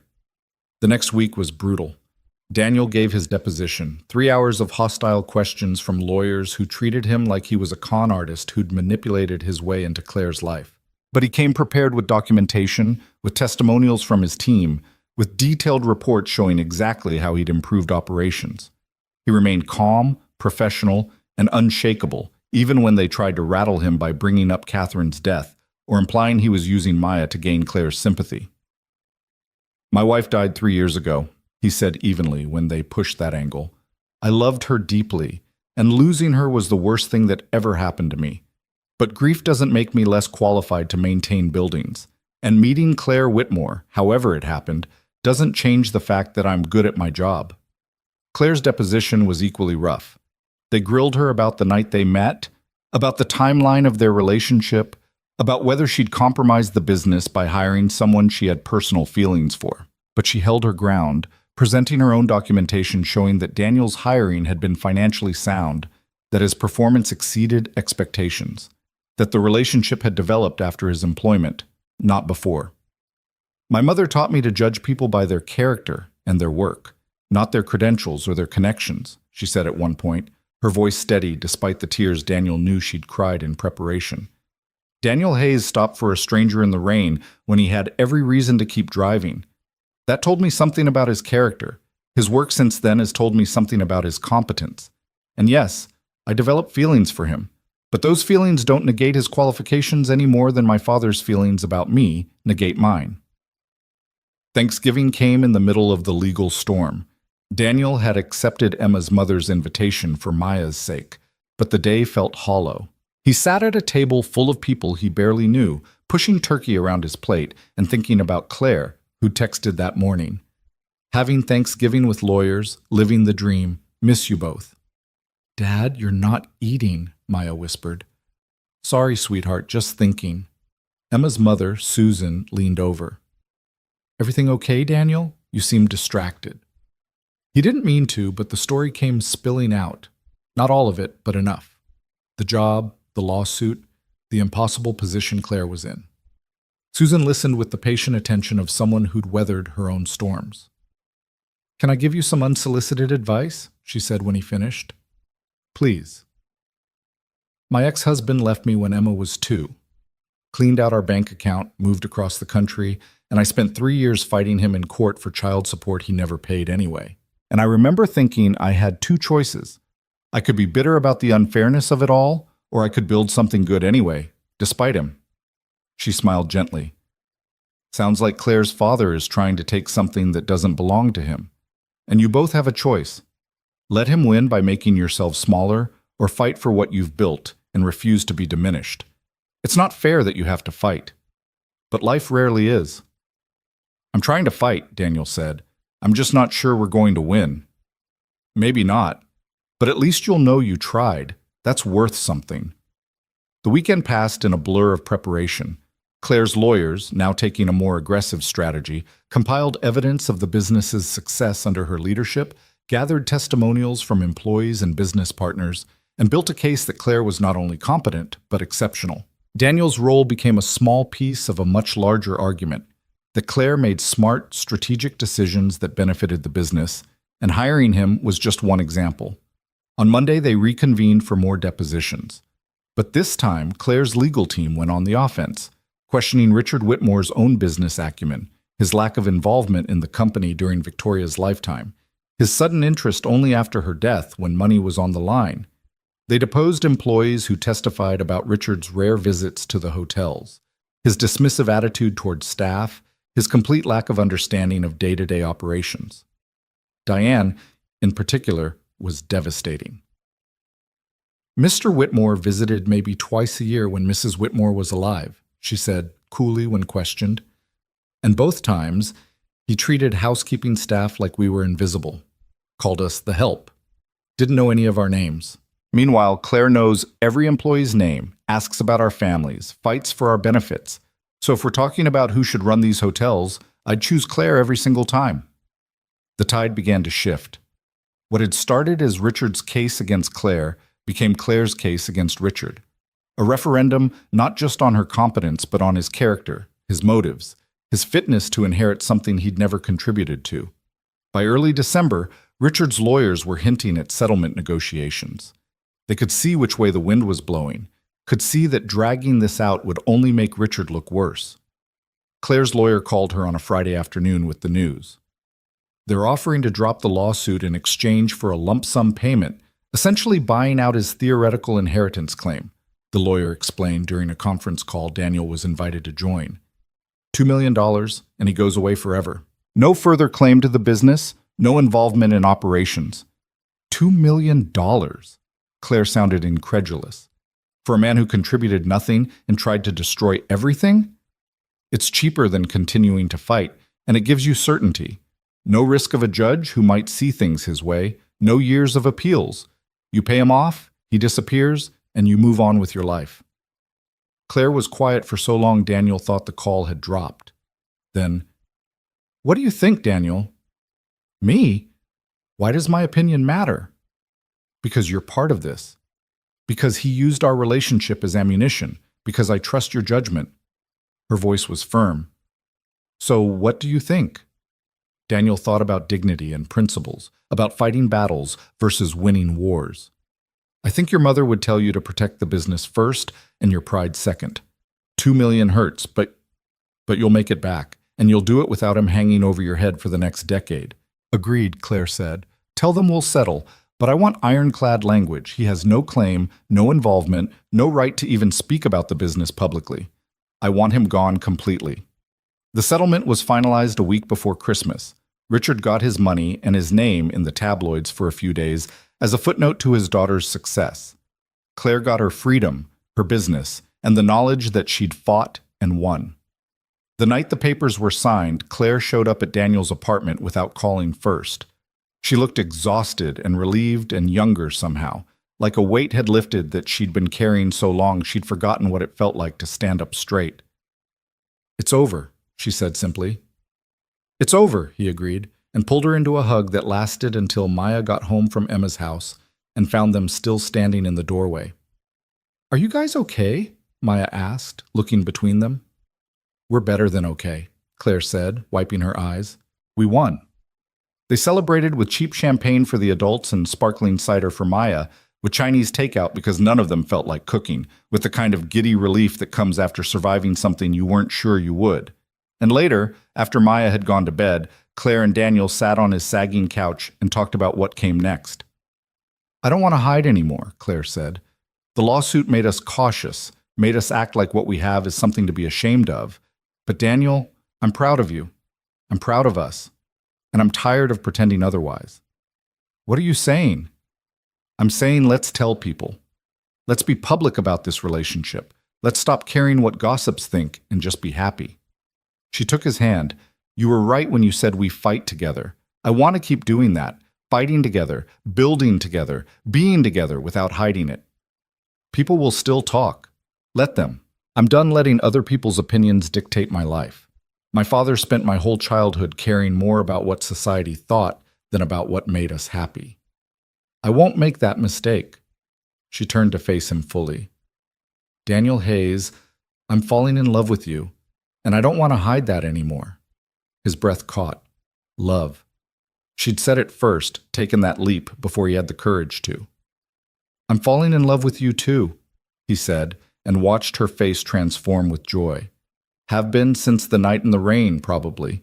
Definitely since that first dinner when you laughed at Maya's jokes and looked at us like we were something precious. She kissed him then, deep and sure and full of promise. And when they broke apart, both smiling, Daniel thought about how far they'd come from that October night. From a woman stranded in the rain and a man who stopped to help, to this moment of choosing each other deliberately, publicly, with full knowledge of the complications and full commitment to facing them together. The next day at work, they made it official. Claire sent an email to all staff announcing her relationship with Daniel, emphasizing that it had been disclosed to HR, that there were protocols in place to prevent conflicts of interest, and that any concerns should be directed to the appropriate channels rather than workplace gossip. It was professional and clear, and left no room for speculation. The response was mixed. Some employees were supportive. Diane sent Daniel a text that just said, "Finally," with a string of heart emojis. Jorge clapped him on the shoulder and said, "Good for you, boss." Patricia nodded approval. But others were skeptical, still convinced there was favoritism or impropriety no matter what the official line said. You can't control what they think, Claire reminded him when Daniel expressed frustration. You can only control what you do. Keep being excellent at your job. Let the results speak for themselves. Christmas approached with the kind of anticipation Daniel hadn't felt in years. He and Maya decorated their apartment with cheap tinsel and dollar store ornaments, and Maya made a construction paper chain to count down the days. Claire was there most evenings, slowly becoming a fixture in their lives in a way that felt natural and right. She'd learned to make spaghetti without burning the sauce, could navigate their tiny kitchen without asking where things were, and had a standing invitation to Friday movie nights. On Christmas Eve, Claire invited them to her condo for the first time. Daniel had been curious about where she lived. He'd imagined something cold and modern, all glass and steel and expensive art. Instead, her home was warm and lived in, full of photographs of her mother and books stacked on every surface and a kitchen that looked barely used despite being state-of-the-art. "Welcome to my cave," she said, taking their coats.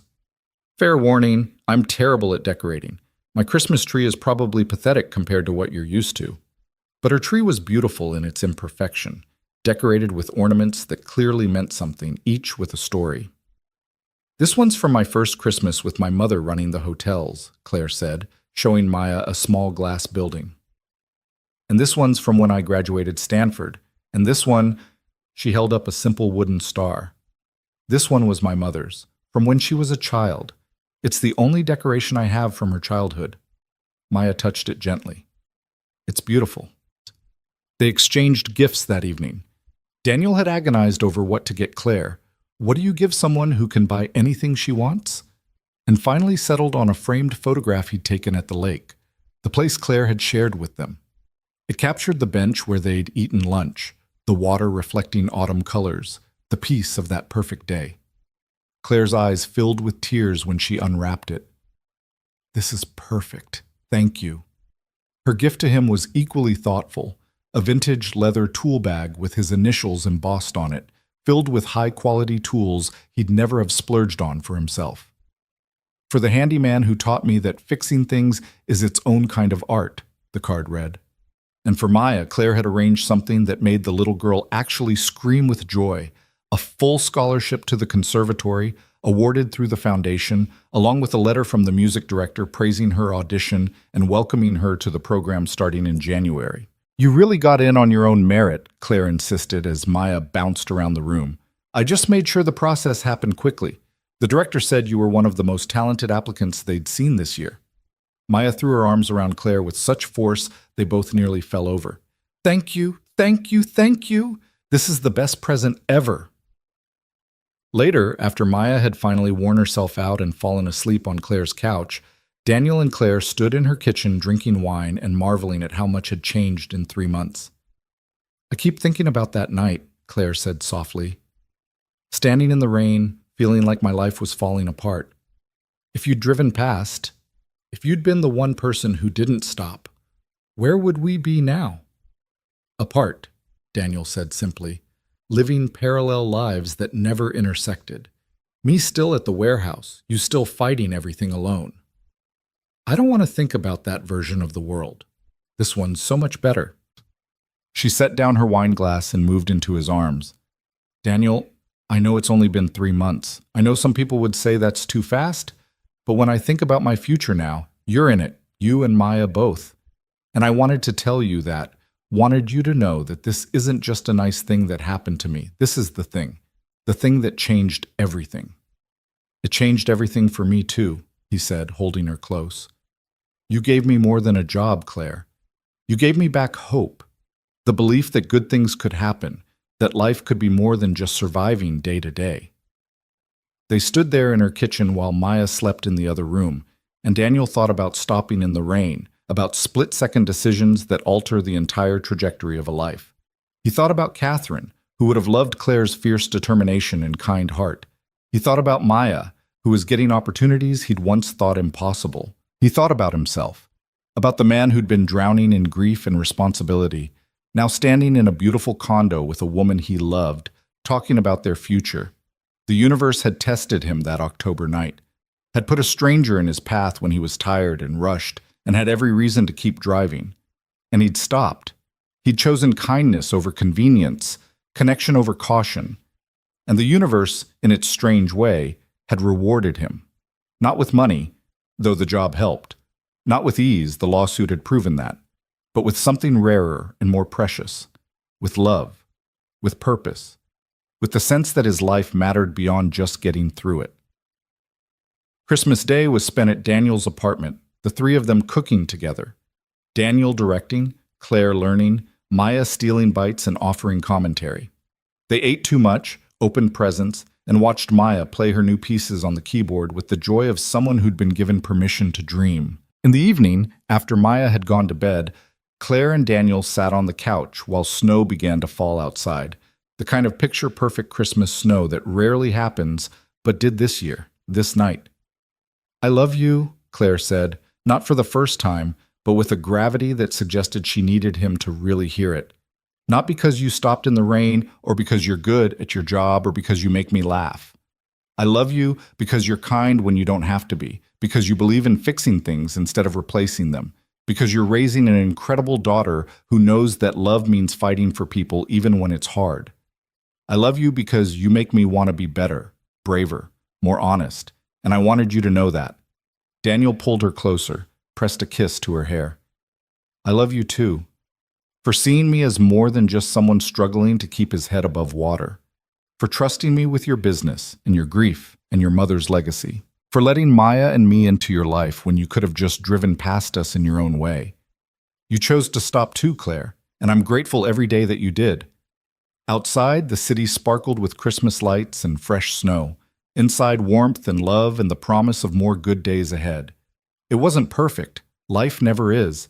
There would still be challenges, still be people who doubted them, still be days when the money was tight, or the job was stressful, or the memories of those they'd lost felt too heavy to carry.